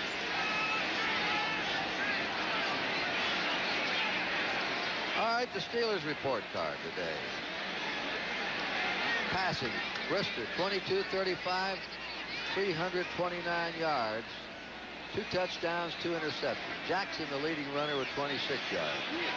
Thompson, Weege had 118 yards, had a couple long ones for Brister, and 2 block punts they gave up. Now, Buffalo play, let's see, that's the 30. It's got to get to the 40. They're hitting there. And they have given the ball back to Pittsburgh. A couple plays we've had reversed today. Yeah, they sure have. Now they give the ball to Pittsburgh. They've had a pretty good combination today, the Steelers. Bubby to Weege. Could be the strangest football game, Kurt, I think I've ever participated in. However indirect. Well, that one went against the officials. Yep. They overruled the officials. You saw a Buffalo man, the ball hit him. The ball hit the Buffalo man. He saw it, you saw it. And yet they still gave the ball to Buffalo as the Steelers recovered it. That's Carter going in motion with a minute and a half to go. Brister's coming out of the backfield. Throws on the run, and it is intercepted by Mark Kelso, his second of the game. He's to the 50, 45. He's to the 40, 35. He's to the 30, and he goes down. Very smart. Didn't want to go out of bounds. He didn't want to go out of bounds. Mark Kelso, another $500 to the Cancer Foundation. 6 last year, the flag down. Kelso had a 47-yard return. And that's one Brister shouldn't have thrown. But you see his scrambling ability, Al? You look like you've got him trapped. That's what Bradshaw used to do. Danger. He also was over the line of scrimmage, Kurt. He was over the line of scrimmage. Yeah, when he threw the football. Is this a wild football game? 30. Here's the 35. I mean, and the penalties declined by the Bills, and they'll take the ball. 36-28. Buffalo, Kelso on his return. He doesn't want to go out of bounds, so he says, that's enough. Okay, guys, enough for me. Kelly very carefully into the hands of Ronnie Harmon.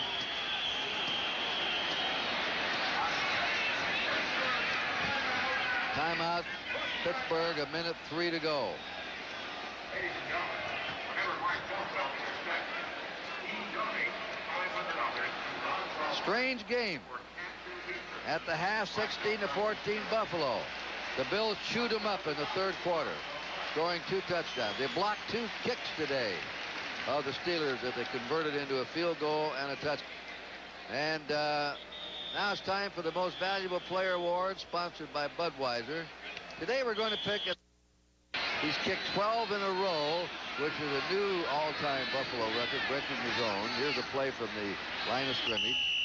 And 3 or 4 yards. And Budweiser will make a contribution to the United Way on behalf of all the MVPs selected in today's game. We're down to 58 seconds, and Pittsburgh's called another timeout. So why pick a field goal kicker? He doesn't play all the downs and this and that, but he has already won. You could pick him for the first 3 games. He won a couple of tough ones for him, but when you break club records going back for years and years, I think he deserves it, Al. Yeah, I do too, Kurt. And, you know, other than Jim Kelly, there were so many people that were so important. Rob Riddick with a couple of big plays. Harmon with a couple of big plays. The defense, the special teams with block punts. It's just so many things. I jokingly have referred to football recently as football, a takeoff on basketball. You know, this is like the closing minutes of seconds of a basketball game. Harmon pulled down on the 20-yard line. 50 seconds to go. And finals. The Jets win their 3rd in a row. Cincinnati hanging on against Cleveland in the 4th. Houston pounded New England. Indianapolis squeezed by Miami. 23-21 in the 4th, the Vikings. Atlanta fell to Dallas, and New Orleans beat Tampa Bay. In the Indianapolis win over Miami, Biasucci accounted for all 15 Indianapolis points. He kicked 5 field goals in the game. Norwood's kicked 5 here. This Harmon's had some game. He hasn't played many downs. He's rushed for 36 and received for 94. He's accounted for, from scrimmage, 130 yards. Every time he's touched the ball, he's done something with it. And here the 4 o'clock game. San Diego ahead of Kansas City, and the Rams leading the Giants in the first 7-0. San Francisco on top of Seattle. Oh, they run them off so quick you can't get to them. They're ahead. They're just trying to kill the clock out of it. Funny thing, it looked like this game was a cinch victory for Buffalo. It still is now, but look how many have stayed here from this crowd of near 80,000. The 3rd sellout in a row for the Bills.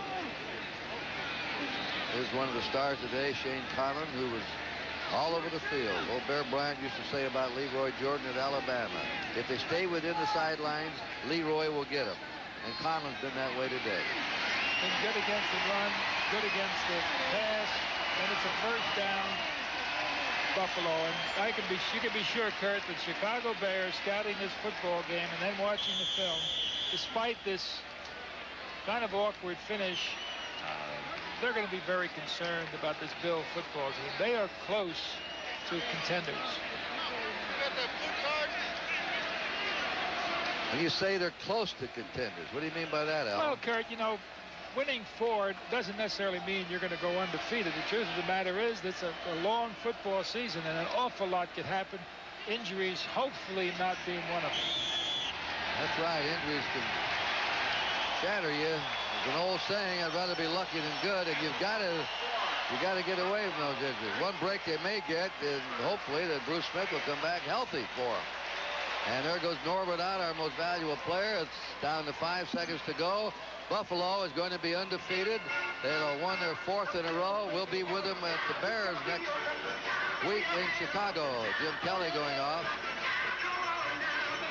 And there goes Bubby Brister, who had a good day as a rookie in a losing cause, and Chuck Noll. He won his opening game against Dallas. And now his team has lost 3 in a row, but he'll hang in. Don't worry, he has for 20 years. Final score, Buffalo 36, Pittsburgh 28. Well, I think Buffalo is a well-balanced team. Al looks like they have some depth, and their defense plays with opportunity. And although they haven't scored a lot of points, they got some today. They're capable of putting those points up, too, when they really get going on offense. Well, Kurt, as we said it before, they're a team that no one will take lightly. They can run it. They didn't run it as well as I thought they might have. They can throw it, and they can play defense. So there it is. Buffalo leads the Eastern Division of the American Conference. They're 4-0. The Jets are 3-1. For L.D. Regattas, Kurt Gowdy saying goodbye from Buffalo. Final score again, 36-28. Stay tuned for NBC's exclusive coverage of the 24th Olympiad following these words from your local stations.